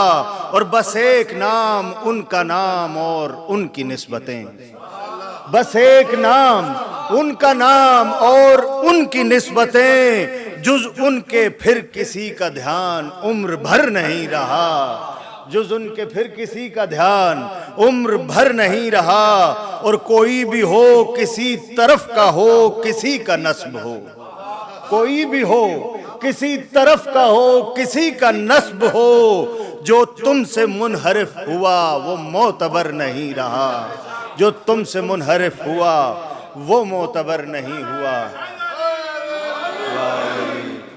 میں نہایت احترام سے ملتمس ہوں جناب مولانا آغا حسین رضا نقوی صاحب سے کہ وہ آئیں اور ذکر امام عالی مقام بیان فرمائیں۔ ایک مرتبہ بلند آواز سے درود پڑھیے۔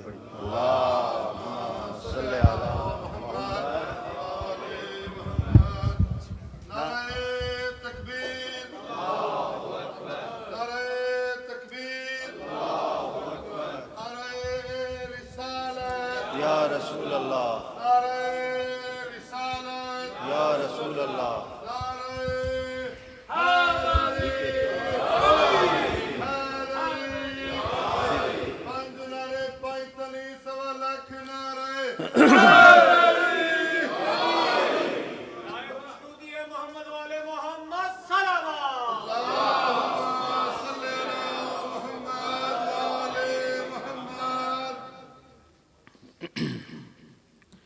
بار دیگر بلندتر صلوات۔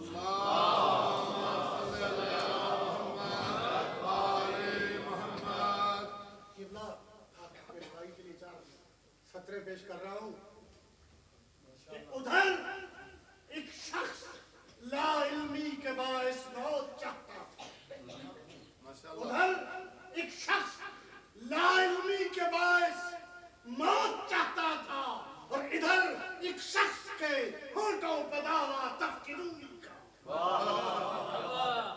ادھر ایک شخص لا علمی کے باعث موت چاہتا تھا، ادھر ایک شخص کے ہونٹوں پہ دعویٰ تفقدونی کا۔ تم ہی کہہ دو میں دونوں کو برابر کس طرح سمجھوں، تم ہی کہہ دو میں دونوں کو برابر کس طرح سمجھوں، ادھر کشکاؤ لولا کا ادھر منبر سمجھوں۔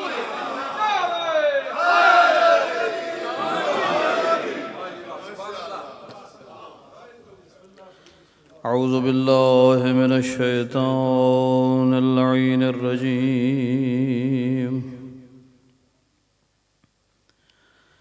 بسم اللہ الرحمن الرحیم۔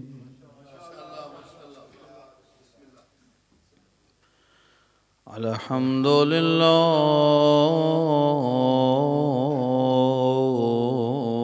وکفی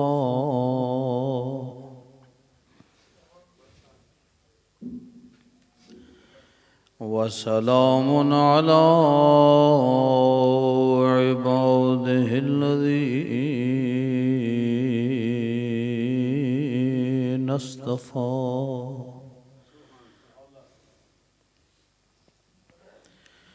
خصوصا على محمد المصطفى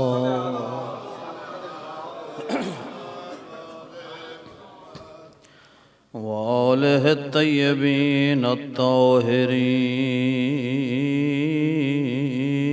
الشرفاء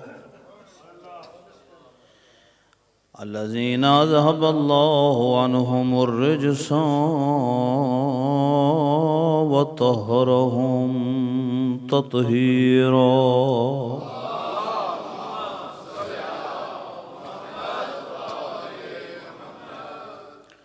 لا سيما إمامنا المنتظر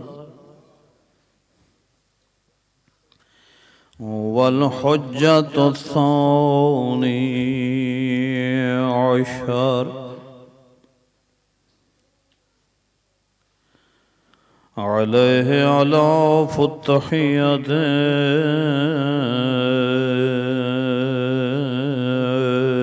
والثناء روحي وأرواح العالمين لتراب مقدمه الفداء صلوات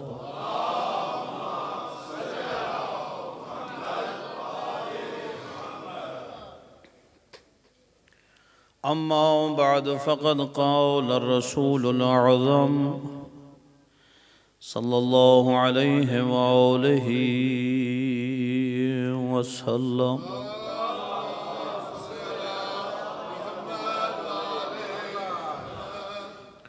يا علي حزبك حزب الله وحزب عدوك حزب الشيطان صلوات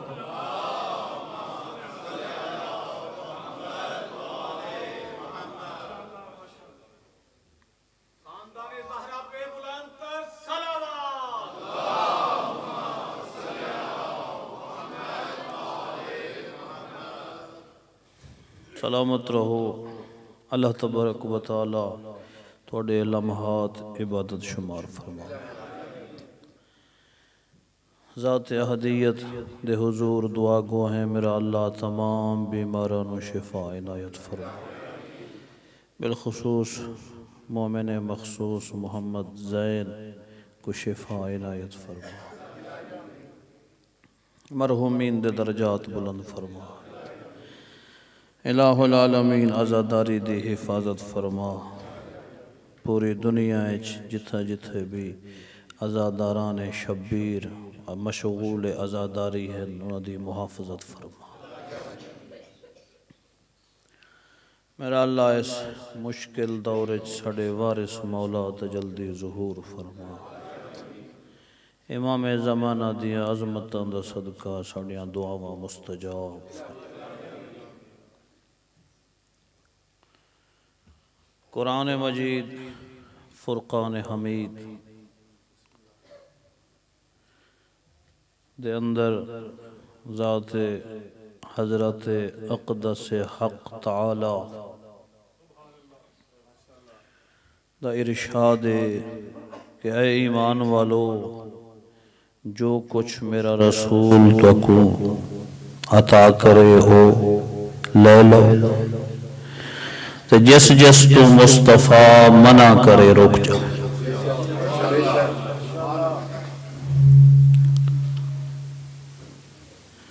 معیار میزان ترازو قبولیت دا دار و مدار ذات مصطفیٰ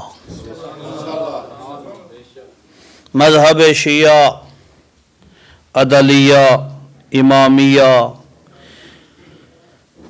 دا دار و مدار اگر ہے یا قرآن تے یا مصطفیٰ دے فرمان تے باقی مذاہب ہو سکتے انہوں دا معیار کچھ اور ہوئے، ساڑھے مذہب دا معیار یا قرآن یا محمد مصطفیٰ دا فرمان۔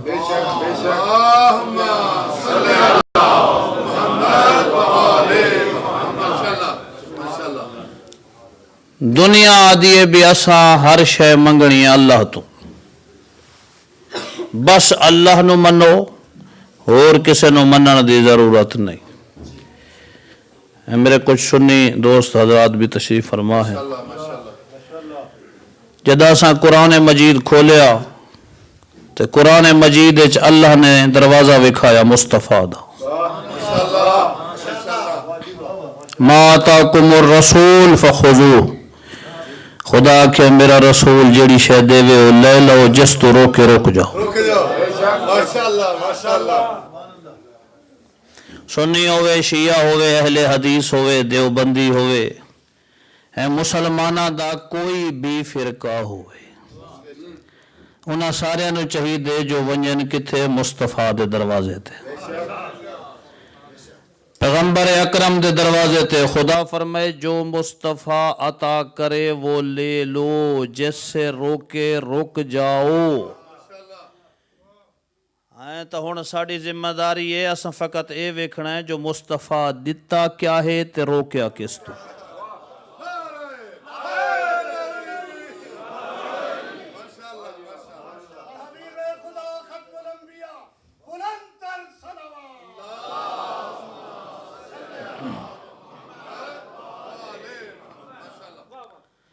محمد مصطفیٰ دی پاک زبان چو جڑی گل نکلے اس تے عمل کرو، بعد از خدا بزرگ توئی قصہ مختصر۔ اے مصطفیٰ کیسا سردار ہے، نہ کوئی نبی اس نبی جیسا، نہ کوئی رسول اس رسول جیسا، ہے میرے جیسا نادان اور ان پڑھ کیا دس سکدے اس مصطفیٰ دی فضیلت جس دے بارے کائنات دا امیر علی آکھے میں اون دے غلام میں چو ایک غلام۔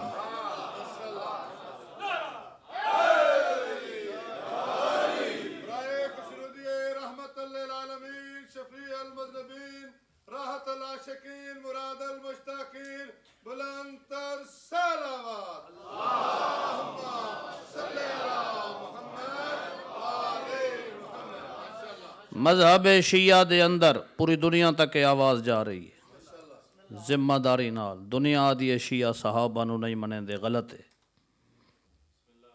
الزام ہے، جھوٹ ہے۔ کوئی شیعہ ایسا نہیں جڑا مصطفیٰ دے صحابہ دی توہین کرے۔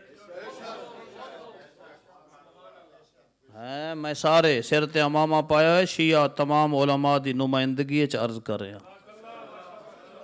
ہو ہی نہیں سکتا۔ پیغمبر فرمائے ساڑھے سنی بھرا پڑھ دینا جی نبی آکھیا ہے اصحابی کن نجوم، میرے صحابہ تاریاں دی مانے دے، جنہاں نو مصطفیٰ تارے آکھے ساڑھی کیڑی جرت ہے اساں انہاں دی توہین کریے؟ پریشان ہو گئے ہو؟ اگر کوئی صحابہ دی توہین کر دے تو جلد باز ہے۔ شیعہ مذہب اجازت نہیں دیندہ صحابہ دی توہین کرن دی، گل نو توجہ نال سمجھو۔ صحابہ دی توہین دی اجازت ساڑے مذہب وچ نہیں، صحابہ دی قدماں دی خاک ساڑے اکھیں دا سرما۔ سارے دی توجہ میرے پاسے ہے، اساں کسے صحابی دے دشمن اور مخالف نہیں، بس اتنا دہ دے ہیں کہ صحابی دی صحابیت تے زہرا دی مہر ہے یا نہیں۔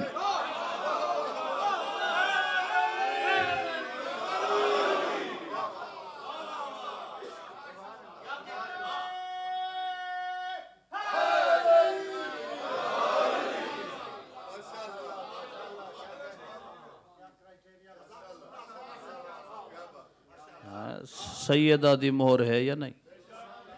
نبی دے یار، نبی دے اصحاب، انہاں دے قدماں دی خاک ساڑے اکھاں دا سرما۔ آئے فقط ویکھنا اے جڑا دروازہ زہرا تے آئے شرم و حیا دیاں اکھاں جھکا کے یا بے شرمی دیاں اکھاں اٹھا کے۔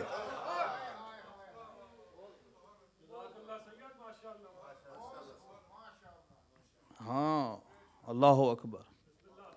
ایک جنگ دا واقعہ پڑھے جاندہ ہے، ساری جنگ نہیں سنے دا۔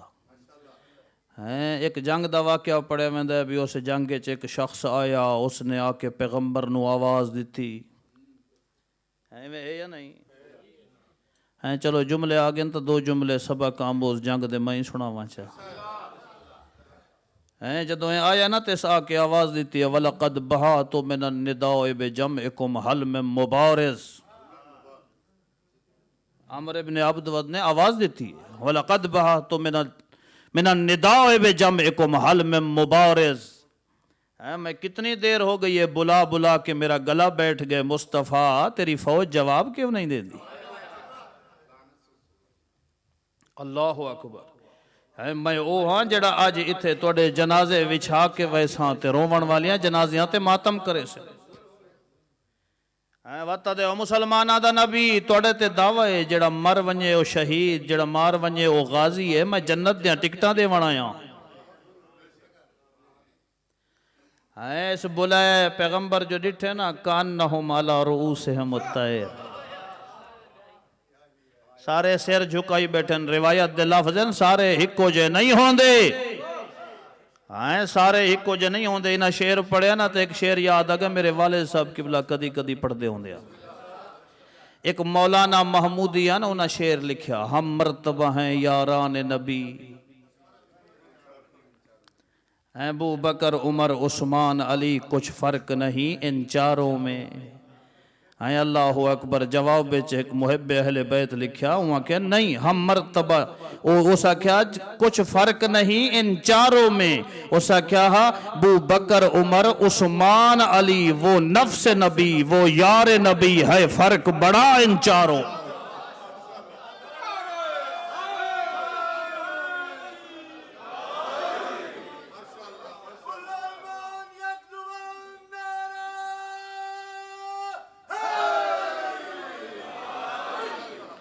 صحابہ دی بڑی عظمت ہے مگر او نبی دے یار نے، یار نو یار من، آل نو آل من،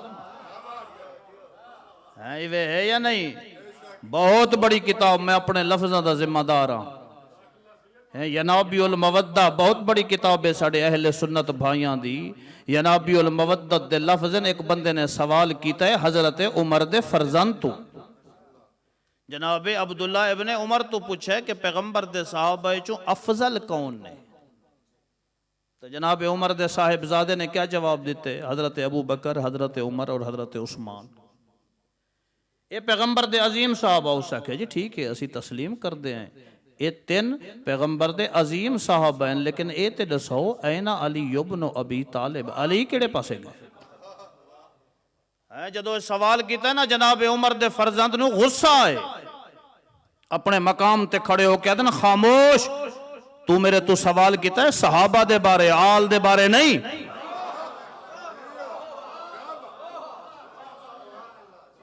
تو انہوں گلہ پسند نہیں آ رہی،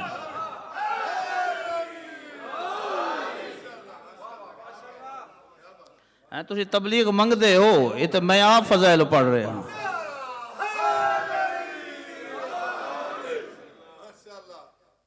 اسا کہتے علی ہے کتھا ہوا کہ ہوا مع النبی فی درجت ہی، حضرت عمر دے فرزندہ دن او تساکو محمد دے بعد محمد دے درجے تے نظر آن۔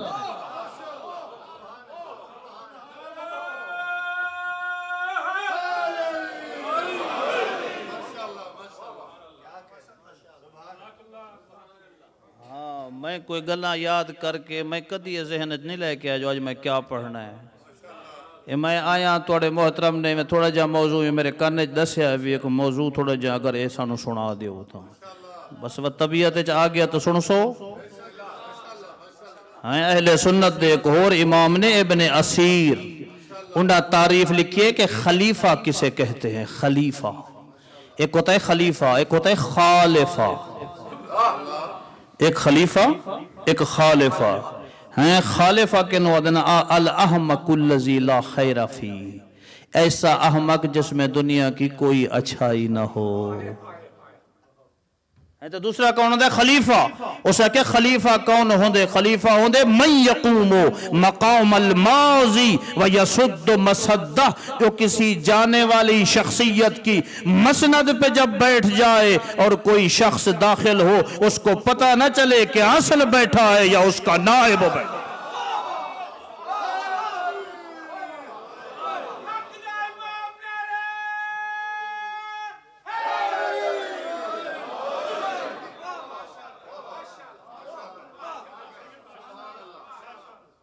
اللہ اکبر، اتنا او مماثلت رکھدا ہووے، اصل نال اتنا ملدا ہووے کہ پتہ ہی نہ لگے محمد بیٹھا ہے یا علی بیٹھا۔ اللہ اکبر، اسا صحابہ دے غلام ہیں، ایویں ہے یا نہیں؟ مصطفیٰ معیار ذات مصطفیٰ، گل بھولتا نہیں گئی، جو مصطفیٰ دے وہ لے لو، جس سے روکے رک جاؤ۔ مصطفیٰ دیتا کیا ہے؟ پیغمبر اعظم فرمائے یا علی اس دنیا پارٹیاں گروہ بہت زیادہ بنوے سے ہے نہیں، ساڑھے پاکستان چوے کوئی اتوں تو میں نہیں پتا ہے، بلے علی پارٹی تے مسلم لیگ تے تیر علی تے شیر علی تے فلاں علی تے گدھے علی تے گھوڑے علی ہے نا، پارٹیاں بڑیاں، پیغمبر فرمائے دنیا چ بڑیاں پارٹیاں بن سن، مگر میں مصطفیٰ دی نگاہ فقط دو گروہ نے، دو، ایک رحمانی ایک شیطانی۔ اللہ اکبر، وقت مصطفیٰ دسائے رحمانی گروہ کیڑا، شیطانی گروہ کیڑا، فرمائے یا علی حزبک حزب اللہ، جڑا گروہ تیری پیروی کرے سی او رحمانی گروہ ہے، جڑا تیرے دشمن نالے او شیطانی گروہ۔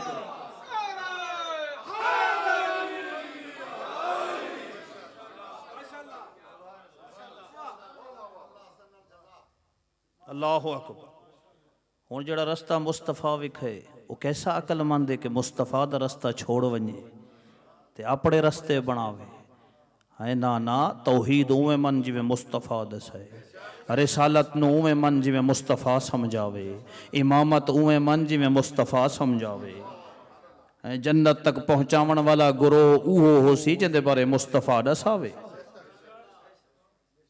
کی محمد سے وفا تو نے تو ہم تیرے ہیں، جہاں چیز ہے کیا لوح و قلم، تے مصطفیٰ نال وفاداری اسے شہدہ نہ ہے کہ پیغمبر ایک رستہ دکھائے اساں دوسرا رستہ ہے، پھر آکھو جیڑا جتھے جی ٹھیک ہے چلن دیو،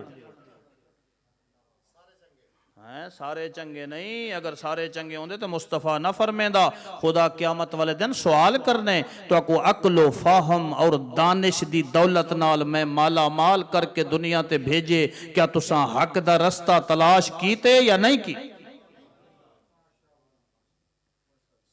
ہاں سوال ہو منے تو اتھا اے نہ ہو سی جی میں آکھیا چلن دیو جی میں پیا چل دے،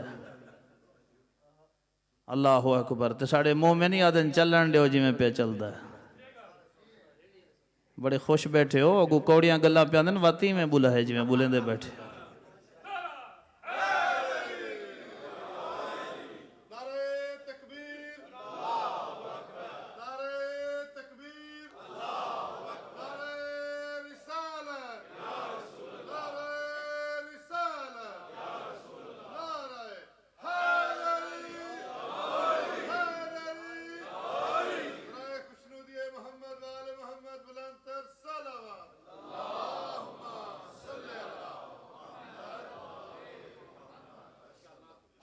ہیں آدھن چلن دیو جی جانے یا علی، ہیں جانے یا علی، نہ جانے یا علی کتھاں آکھنے کتھاں نہیں آکھنا، جانے یا علی اتھاں آکھنے جتھاں علی دی مرضی ہووے۔ ہیں تساں پچھلیاں نو یہ گل پسند نہیں آئی،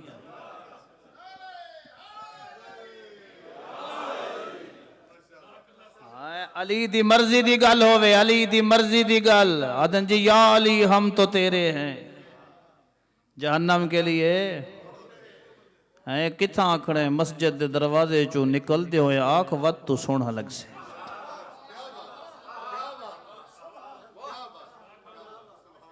ہاں نماز پڑھ کے آکھ یا علی ہم تو تیرے ہیں، جو کہندہ موبائل جیب جو کٹھی ویندہ ہوں میں تے آکھے یا علی ہم تو تیرے ہیں، اللہ اکبر. یا علی مدد کیڑی جگہ تے آکھنا ہے؟ علی دے مقدس نا دی تسبیح کتھاں پڑھنی ہے؟ جگہ مقدس ہوئے، کم بھی مقدس ہو. ہاں ایران دے ایک بہت بڑے وائز ہن، اہل علم بھی ہن، وائز بھی ہن، مجالس بھی پڑھ دے ہیں. وہ تہجد دے ٹائم گھر اٹھے تہجد پڑھن واسطے تے چور گھرے جایا ہوا. اس گھر دیاں قیمتی چیزاں جمع کر کے چادر بیڈ شیٹ وچھا کے ساریاں قیمتی چیزاں اس سے جمع کر گٹھڑی بنا. ہن چاوے تے چودی نہیں، وزنی آئی نا. تو او عالم دین بھی دروازے چاہ گئے. او ہن چاہ کے دا یا علی مدد، مولا مدد فرما. تے انہاں دروازہ کھولیا. انہاں کہ تینوں حیا نہیں آندا. انہاں ایک جملہ آکھیا فارسی دا، مجلساں پڑھ دے ہیں نا. انہاں کہ تمام عمر حسین حسین گفتم جم کردم، توبہ یک علی ہمیں میں بری. وہاں کہ میں ساری زندگی حسین حسین آ کے کٹھا کیتا تو ایک یا علی ہے سارا چاہیے ہوئے.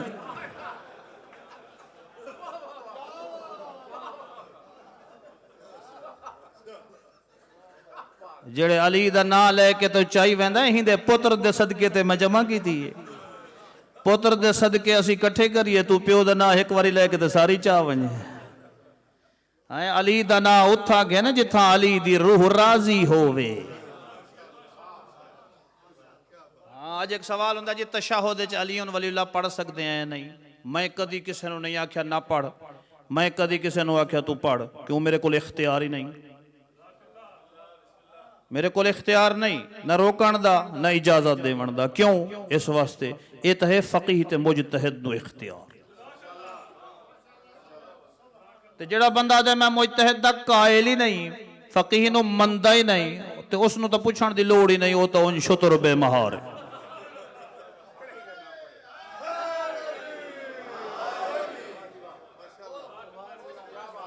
میں اختلافی گل کدی نہیں کی تھی. اختلافی گل نہیں. موالی آندے نا ملنگ، سانو ملنگ ہی سن دے نا، مومن سن دے نا، موالی سن دے نا، سارے سن دے. اور تے اور ساڑے اہل سنت بھائی آندے جڑا ہوندے نا کیا آدھے نا اس نے میلاد اس تے دعوت دے نا، میں اتھا ہی ون کے پڑھ دا ہوں. ہاں سارے سن دے نا. میں اختلافی گل نہیں کرن لگا، میں اور گل سمجھاون لگا. آدھیں جی علی ولی اللہ پڑھ سکتے ہیں نہیں پڑھ سکتے. اس نو شریعت کیا دی ہے؟ تو محمد نو سمجھے ہی نہیں. اگر تو محمد مصطفیٰ دی پاک ذات نو سمجھ لیندا وہ سوال دی گنجائش ہی نہیں رہا. گنجائش ہی نہیں رہا. یہ بزرگ بیٹھے میرے سامنے. میں آکھا جی غوری صاحب میں نو تو ساکسو مثال پیسیاں نہیں دیندن ہر ویلے مول صاحب. میں آکھا جی 100 روپیہ دیو. اتنا تو پاؤنڈ مہنگا ہے. بہرحال ہمت کر کے دے دے پاؤنڈ 100 روپیہ. میں کہا جی 100 پاؤنڈ دیو. چلو بھی مولوی ہے اہل علم ہے امامہ سر تے پائی بیٹھا ہے. 2-4 دن چنگی مجلس سنائی اس تے 100 روپیہ دے چھوڑیں دے.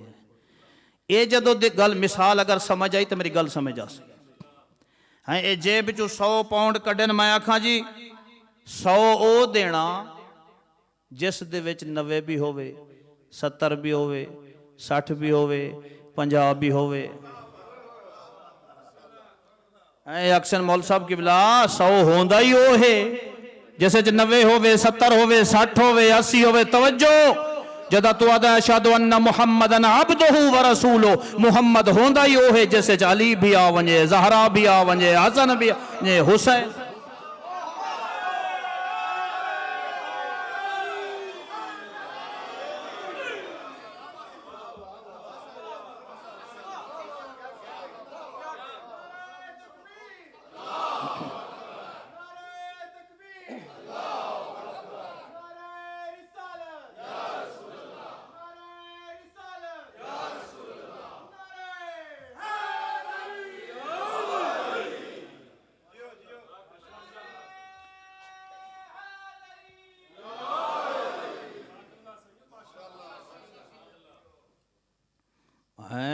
اپنے رستے نہ بنا. نہیں جی مول صاحب اشہدو ان علی ولی اللہ پڑھ سکتے ہیں نہیں پڑھ سکتے. چلو جی بڑا تو نے شوق ہے اگر پڑھن دا اپنی مرضی کر کے پڑھنا چاہندے ہو تو پھر اس دے واسطے ضروری ہے پہلے علی ولی اللہ نو سمجھو. ہاں علی ولی اللہ سمجھو اس علی ولی اللہ تشہد وچ پڑھن تو پہلے کتنے علی ولی اللہ پہلے ہیں جڑے پورے کرن دی ضرورت ہے سارے دی توجہ ہے اور پہلے سمجھتا صحیح جو علی ولی اللہ ہے کیا زبان نو جنبش نے ون دا نا علی ولی اللہ نہیں نماز پڑھن دا نا علی ولی اللہ ہے جھوٹ نہ بولن دا نا علی ولی اللہ ہے نہ محرم دو نہ دیکھن دا نا علی ولی اللہ ہے حرام نہ کھاون دا نا علی ولی اللہ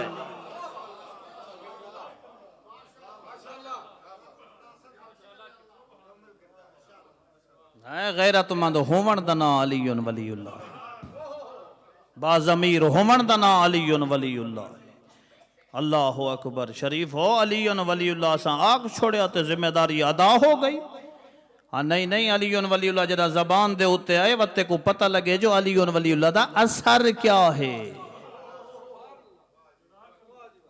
ایک عمل ایک عقیدہ اصول دین کیا ہے دین دیا بولو دین دیا جڑاں فروع دین دیا جڑ کتھے ہوں دی درخت دی زمین ہے تشاخ ہوتے تسی کسے میدان چو اگر گزرو درخت نظر آوے تے پتہ لگدا تھلے جڑا ہے ایویں نا تے جے چھڑی جڑ ہووے درخت نہ ہووے شاخاں نہ ہوویں تے پتہ لگدا تھلے جڑ ہے نہیں معلوم ہوندا ہے جڑ آدن عقیدے نو اصول دین دا تعلق ہے عقیدے نال عقیدہ ہوندا اندر چھپیا ہویا عمل ہوندا ہے درخت جڑا ظاہر ہووے ظاہر نو ویکھ کے پتہ لگدا ہے اندر جڑ ہے باہر شاخ نظرے تا پتہ لگدا ہے اندر اصل ہے عقیدہ ہے اندر باہر ہوندا ہے عمل نماز ہو سی تا پتہ لگ سی اندر علی ہے روزہ ہو سی تا پتہ لگ سی اندر حسین ہے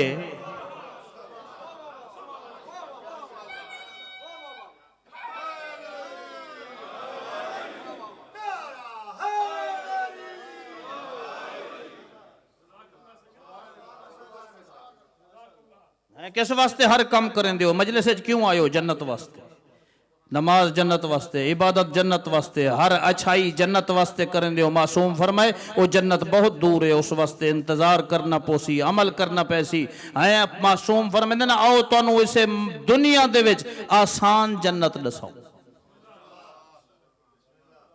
تساں پچھلیاں کوئی لوڑ ہے آسان جنت دی میں آکھاں دے تساں نعرہ مارنا ہوندا ہے میں نہیں ڈٹ یا علی آسان جنت فرمائی دنیا چ رہ کے اپنے گھر چ اپنے بچیاں دی تربیت اویں کر جویں اساں اول محمد چاہندے دھیاں پتراں دی نوکراں کنیزاں دی رشتہ داراں دی عزیزاں دی ہیں انہاں دی زندگی نو ساڈے فرمان دے سانچے چ ڈھال او جنت تو دور تیرا اپنا گھر جنت بن تیرا اپنا گھر جنت بنوے سی شریف وہ مجلس نہیں آل محمد دی نگاہ ہے جس مجلس چنہ دے خالق دا ذکر نہیں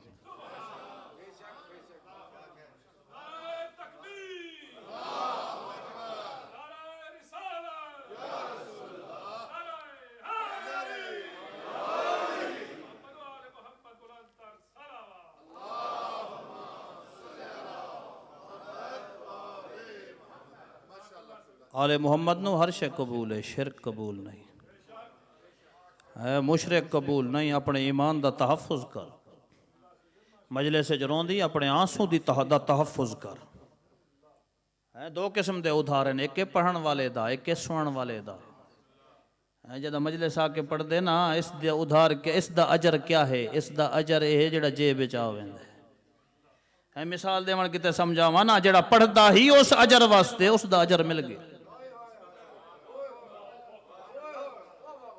اس دا اجر مل گیا وہ اپنا اجر گھن گئے تیرا اجر کتنے تیرا اجر ادھار ہے قرض جڑا میدان محشر وچ ملنے ہے معصوم فرمائے اس قرض دی حفاظت تیں کرنی تیں اگر مجلس چو باہر ونج کے تیں حرام کھادا وہ ادھار گیا اگر جھوٹ بولیا تو وہ اجر ختم اگر اس دا تحفظ کرنا چاہتی مجلس عشرہ اعزائے حسینی 10 دن کیا ہے گھروں آیا کہ سنیا فضائل تے وہوا مصائب تے گریا تے واپس فرمائے نا حسین دے اس عشرہ تیری زندگی دے اندر ایک انقلاب آوے.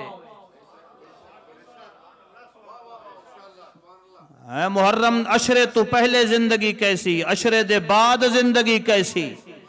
اگر عشرے تو پہلے جڑی حالات ای بعد وچ تبدیل نہیں ہوئی وہ تو مقصد حاصل نہیں ہو. مقصد حاصل نہیں ہویا. معصوم فرمائے علائم ہوندن مومن دیاں. محب ساڑا کون ہوندے؟ سرکار صادق دے دروازے تے بندہ آئے دستک دیتی ہے مولا توڑے محب ہیں، توڑے شیعہ، توڑے منن والے. فرمائے توڑے شیعہ علی کوئی نشانی نظر ہی نہیں آئی، نظر ہی نہیں آ رہی. نظر مولا کیسی؟ فرمائے ایکتفی من ینتحل التشیع ان یقول بمحبتنا اہل البیت. کہ تساں زبان نال عہدے جاؤ تے میں جعفر صادق من گنا جو تو شیعہ ہیں، میں محمد باقر من گنا. فرمائے نا جدا اساڑی زبان جو تیرے واسطے جڑے جڑے حدود مقرر ہوئیں تو نہ حدود دی پابندی کر وط میں اکساں تو ساڑا مومن ہے.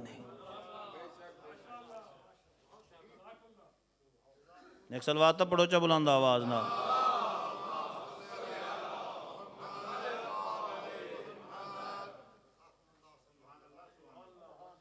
طبیعت پریشان تو نہیں ہوندی بھائی؟ نہ اس واسطے گھر دا ماحول اسلامی بڑھاؤ. ساڑیاں ماما بھینا پتہ لگے اے نہ کوئی تا ماحول نہیں پردے دا. مومن ماحول دا غلام نہیں ہوندا. مومن جتھا ویندے ماحول کو اپنا غلام بڑھا. مومن خود مبلغ ہوندے. ماحول چ ونج کے رچ بس ونجنا اے مومن دی علامت نہیں. مومن تا گزرے ہزاراں دے درمیان گزر لوگ اشارے کر کر کے آنکھیں نے جعفر صادق دا غلام پہ آوے. ہزاراں عورتہ دے درمیان اگر بازار ساڑیاں ماما بھینا گزرن لوگ آنکھیں نے زینب دی کنیز پہ گئے. ماحول نہیں ایک لفظ ایسا پکا لیا جی رواج نہیں رسم نہیں نا تو ماحول دا غلام نہ بن آل محمد دا غلام بن. گھر دے ماحول نو سورن دی ذمہ داری خاتون دی ہے. خاتون دی تے جڑے شدے ہو میں نہیں مجبور. فارسی ایک اصطلاح پتہ نہیں میں نہیں پتہ ہوں پنجابی اس نو کیا آدھے. فارسی ایک اصطلاح استعمال ہوندی ہے زن زلیل. رن مرید زندہ باد. صحیح آکھیا بالکل صحیح بالکل صحیح آکھیا. جنہوں اسی رن مرید اسے نو فارسی چاہدن زنزلی. زنزلی وہ جی کیا کریے بیوی ناراض نہ ہوئے اما ہوندی ہے تو ہوئے. ماں دی ناراضگی برداشت. ماں دی ہے تیرا پیو ہر ویلے ہیں جی اس نو کھانسی آندی بچے پریشان ہوندے ہیں والدہ تنگ کریں دی. یہ ایسا تابع فرمان ہے میرے والد صاحب کے بلال اللہ مقام ہوا دیا نا. اگر ایک پاسے والدہ ہوئے تو ایک پاسے بیوی ہوئے ایسا فرما بردار ہے. ادب دیاں اکھاں جھکا کے بیوی نو آدھے میں اماں نو گھروں کٹ دے ساں تے کو ناراض نہیں کر سکتا. اللہ اکبر صحیح فرمائے بزرگ. تجربہ بابا اس دنیا اصل جڑی شے ہے. اللہ اکبر. یہ ایسا منظر ہے جناب ابراہیم خلیل الرحمان. خلیل الرحمان تشریف گرنا ہے جناب اسماعیل دے گھر آ کے بیٹھے رہے. حضرت اسماعیل دی جڑی بیوی آئی ہے نہ اس پوچھے نہ پانی دی صلاح نہ بیٹھن دا آکھے نہ کھانا پوچھے نہ ادب نہ احترام. بیٹھ بیٹھ کے اللہ دا خلیل ٹر کے جلے ونجن لگے نا دروازے کول آدن جڑے میرے نور نظر خلیل آوے نا اسماعیل گھر میری طرفوں آکھیں تو نبی ہے تیرا بڑا مقام ہے چوکھٹ تیرے قابل نہیں اس نو بدل چھوڑ. اور کوئی سن دے بیٹھے ہو. جلے آئے نا جناب اسماعیل واپس تے آکھیں میں گھر خلیل الرحمان دی خوشبو محسوس کر رہے انہاں کہ ہاں آئے ہن کچھ آکھیا بھی ہانے جدہ ونجان لگے نا آکھے نے چوکھٹ تیرے قابل نہیں اس نو بدل چھوڑ. طلاق دے دیتی آدھن میرے گھر اللہ دے خلیل دی قدر نہیں ہوئی. وقت شادی کی تھی خلیل الرحمن تشریف گھنے جنہ تشریف لے کے آئے نا بیوی نے دوڑ کے جناب اسماعیل دی زوجہ نے بستر بنایا بٹھایا کھانا دیتا ہاتھ دھوئے پانی دیتا پیر دبائے آرام کیتا اٹھ کے چلے گئے جلے دروازے تے گئے نا آدن جدہ اسماعیل آوے اس نو اکھیں چوکھٹ ضائع کرن دے قابل نہیں دی حفاظت کرے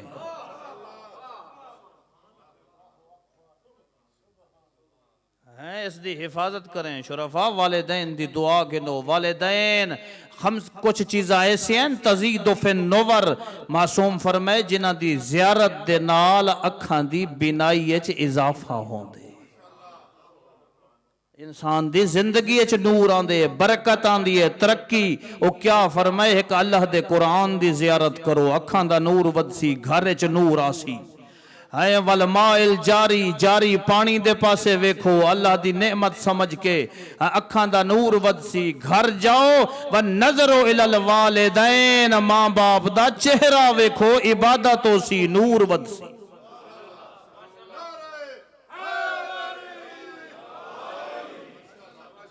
ماں دا رشتہ کیا ہے بیوی دا رشتہ کیا ہے اور بیوی دا رشتہ فقط اتنا ہے ایک لفظ آکھیں انکہ تو تا بیوی بنی ایک لفظ طلق تو آکھیں اس دے پاسے دیکھنا حرام تے ماں دا رشتہ کیا ہے خون دا کیڑا کیڑا قطرہ جدا کرے سے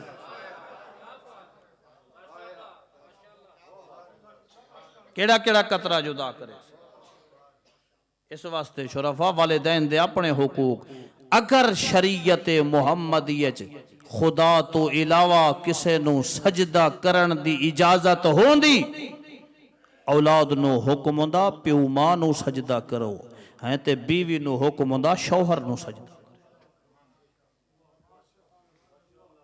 ہاں ذمہ داریاں ممبر تو یہ جگلہ نہیں ہونے چاہیے دیا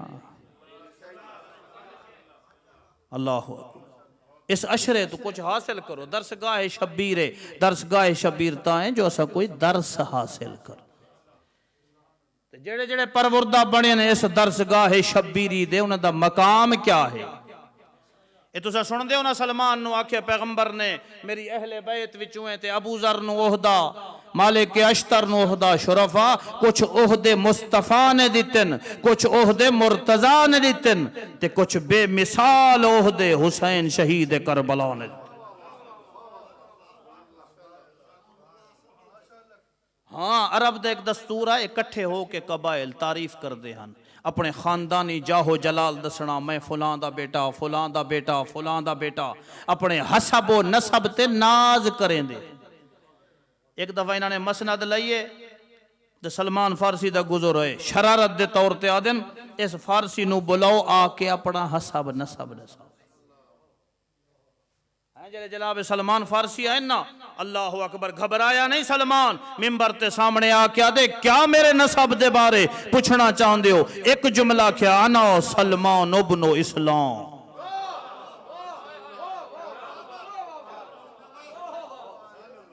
میں سلمان فرزند اسلام بندہ دوڑ کے گیا مصطفیٰ نو آدھے حضور اج سلمان دی توہین کرن واسطے سلمان نو دنیا کیا اپنا تعارف کرا اچھا اے میرے سلمان دی توہین کرنا چاہندن انہاں نو آکھو سلمان تو نہ پوچھو مصطفیٰ تو پوچھو السلمان منا اہل البیت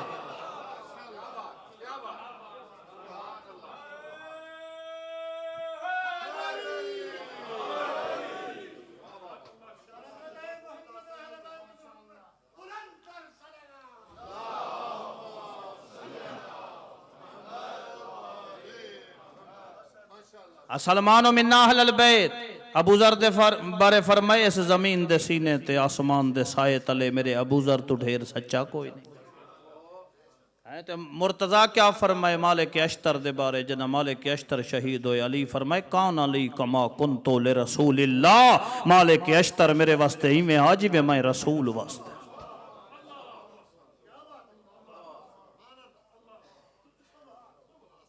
تے جڑے عہدے حسین دیتے ہیں آدھے انہا صحابی اوفا من اصحاب جدی وابی حسین آدھے جی ہو جے میرے صحابہ ہیں نہ میرے نانے دے ہیں نہ میرے باپ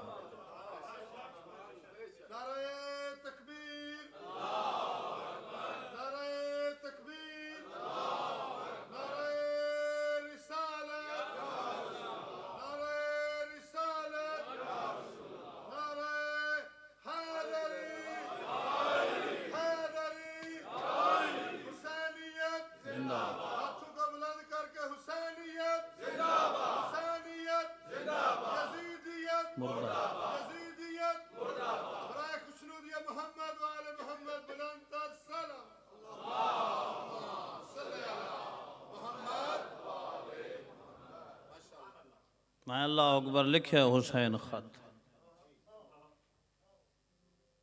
قاصد حبیب ابن مظاہر دے دروازے تھے دک الباب تھے روایت دے لفظ حبیب کھانا بیٹھا کھانا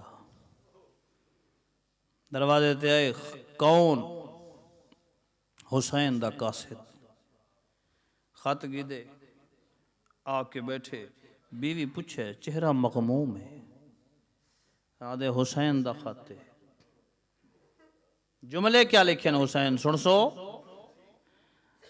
اللہ اکبر بسم اللہ دے بعد حسین لکھ دینا حبیب انت تعلم قرابتنا من رسول اللہ حسین دے خط دی عبارت پہ پڑھ دا انت تعلم قرابتنا من رسول اللہ حبیب تو تا جان دی میرا مصطفیٰ نال کیا رشتہ ہے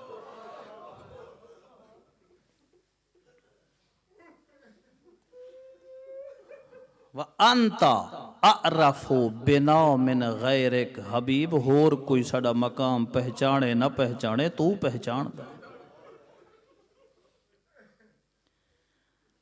اگو تو کوئی بڑا ہی درد بھریا جملہ حسین آکھے وَلَا تَبْخَلْ عَلَيْنَا بِنَفْسِكَ حبیب میں حسین دی مدد اچ بخل نہ کریں اللہ اکبر وشرفا وہ حسین دے غیرت مند ازادارو جنہاں نو تاریخ نال عشق اللہ اکبر میں تو سچ سنا سکدا جڑے روایت دے لفظ نے اوہ سنا سکدا وَيُجَازِي کا جدی رسول اللہ یوم القیامہ حبیب تینو اس دی جزا میرا نانا رسول دے سے اٹھائے حبیب بیوی دے پاسے ڈٹھس خاموش بیٹھے جو زوجہ کیا آہ دیئے آدھی حبیب کیندہ خط ہے آدھے حسین دے تے روندہ کیوں ہے حسین دے خط آگے آندے رہن دینا تیری آنکھیں چاہ آنسو کیوں ہیں چہرہ اتریا ہویا کیوں ہے حبیب آدھے حسین مدینے جو نہیں لکھیا کیویں نہ رواں حسین کربلا اچھا میرے مولا کوئی سفر تے گئے ہوئے سفر تے اگر گئے تے روندہ کیوں ہیں آدھے کلہ نہیں زینب نہ لے اجرکم اللہ اجرکم اللہ حسین کلہ نہیں اوکھی بن گئی ہے زینب نال کیا عہد حسین خط پڑھے خط پڑھ کے آدھے تو دسا تیرا کیا مشورہ ہے میں ونیا اللہ اکبر اس دی بیوی آدھی حبیب بھیڑی نال گھن کے حسین سفر تے ہوئے تو اجا پوچھدا بیٹھ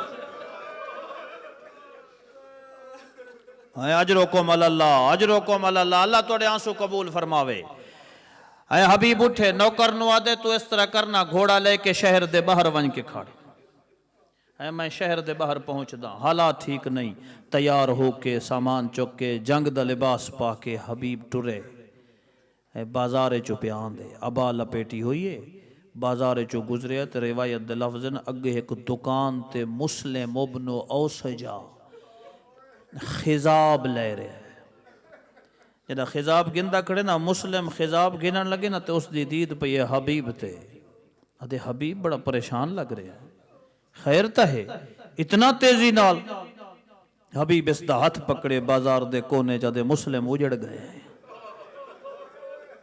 اجڑ گئے ہیں ادھے کیا ہوئے تے کو پتہ ہے زہرا دا پتر بھیڑی نال گھن کے کربلا پہنچا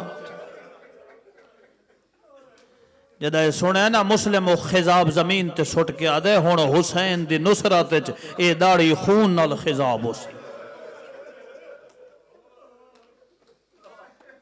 جلے حبیب پہنچے نا مظلومیت دیکھ حسین دی غربت دیکھ اے حبیب دا حبشی غلام گھوڑے دی گردن تے ہاتھ مار کے آدھے نہ گھبرا آج اگر حبیب نہ گیا نا میں تیرے تے سوار تھی تے حسین دی مدد کو ویسے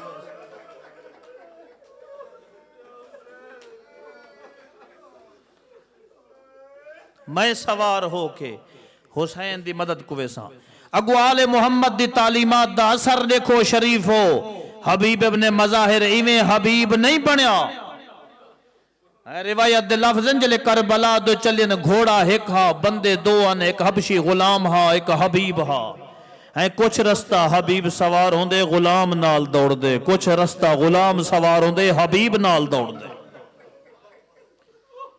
جلے کربلا پہنچن نا کربلا روایت دے لفظن اتنے جذباتی انداز حبیب پہنچے اور کوئی نہیں پہنچیا حسین تو اجا چند قدم دور آ گھوڑے تو اتریا نہیں دوڑ دے گھوڑے دی زین چو اچھلے حسین دے قدمیں جھڑائے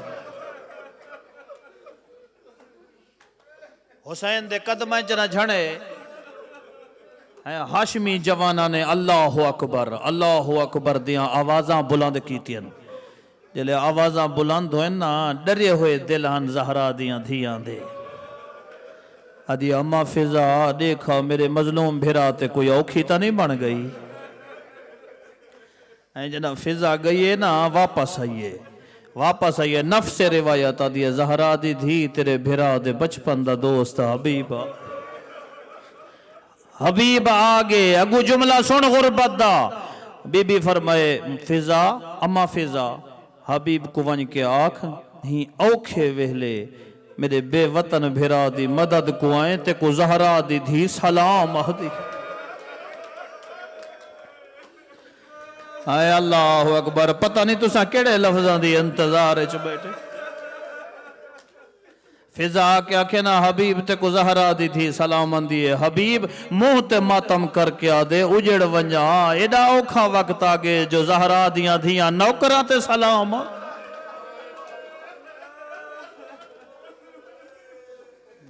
اللہ اکبر کتوں گھنا وے دنیا مثال حبیب دی کتوں مسلم بن عقیل دی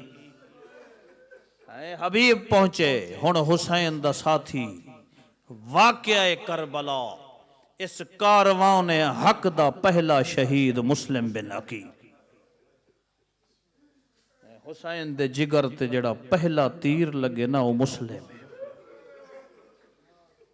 مسلم جنا پہنچے آنا کوفے شریف وہ مسجد داخل ہوئے مسجد بھری ہوئی آئی مغرب پڑھا کے مڑے ڈٹھے سے ادھی مسجد خالی آئی جدہ عشاء پڑھا کے مسلم مڑے باہر نکلے کوفے دیاں گلیاں کلا حسین دا وکیل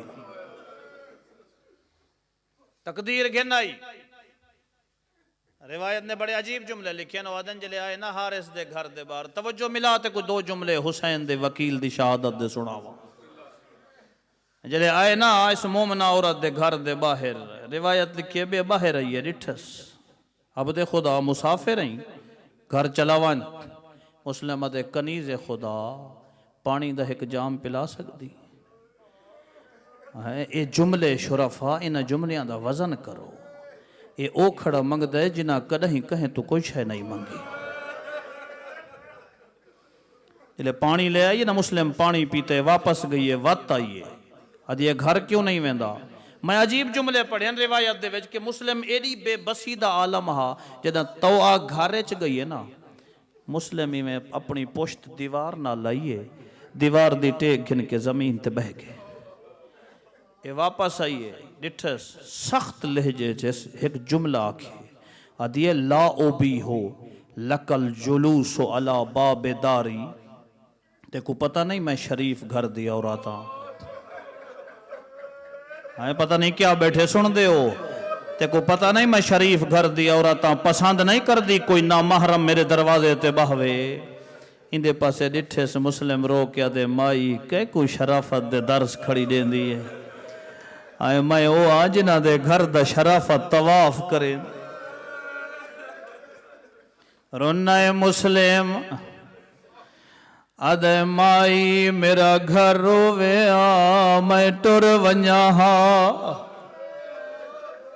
میں مسافر میرا گھر کوئی نہیں رو کے دیا علمان میں بھول دیا یا تو حسین دا وکیل ادنہا مائی میں حسین دا وکیلا گھر گھنائیے تسلی نال توجہ نال سن دے آؤ جڑا گھر گھن آئیے ایک کھانا لے آئیے مسلمہ دے کنیز خدا کھانا نہیں میں کو مسلح بچھا دے اس مسلح وچھایا مسلم مسلح عبادت تے بیٹھے اڈوں فوجاں ٹریائیں جدا فوجاں آئیں عجیب جملے مسلم اٹھے کمر بند بدھے وط روون لگ گئے آدھائے مائی میں کو معاف کریں او خاتون آدھیے کیوں معافی منگ دائیں مسلم آدھائے تو شریف گھر دی عورتیں میری وجہ نال تیرے در تے فوج آئیے او شریفہ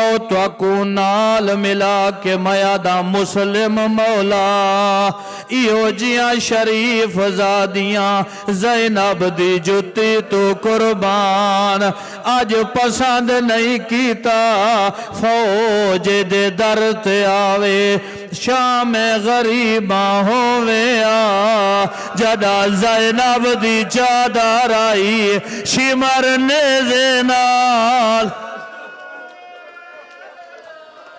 اجرکم اللہ اجرکم اللہ شریف اون گلیاں چ لڑداں دے مسلم میں ہونی تھائیں ایک جملہ اہدا میں آدھا میرے مولا عباس بھی جنگ کیتی ہے اکبر بھی جنگ کیتی ہے مگر کھلا میدانا میں قربان مسلم دی شجاعت گلیاں دی نظر ہو گئی جنگ کریں دا وط وسدا ویلا یاد آندا کربلا دمو کر کے ادا کاش آج میرے نال عباس ہویا کاش آج اکبر ہویا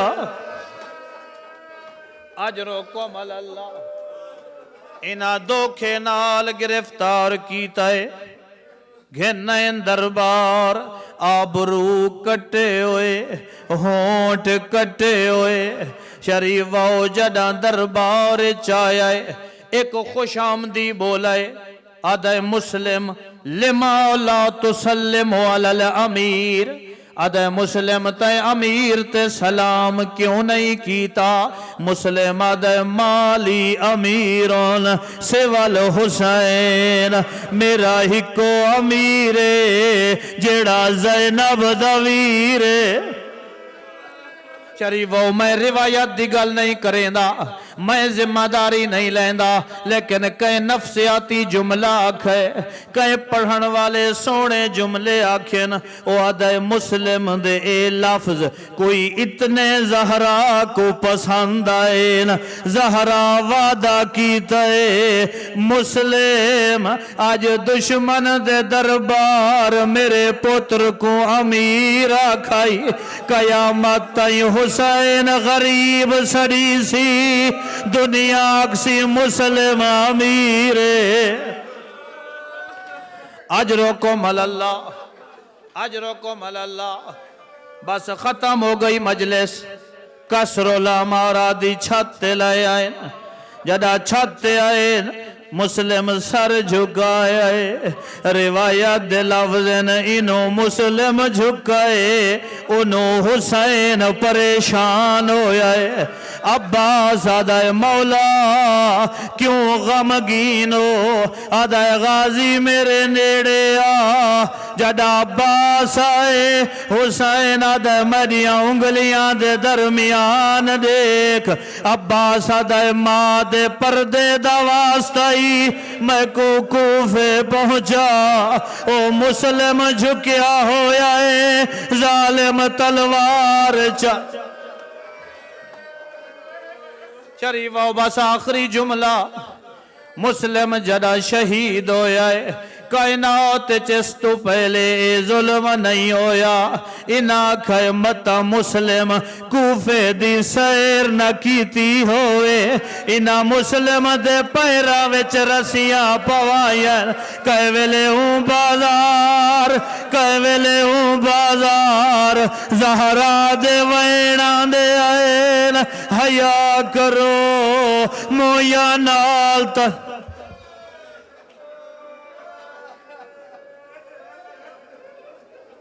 ماتم حسین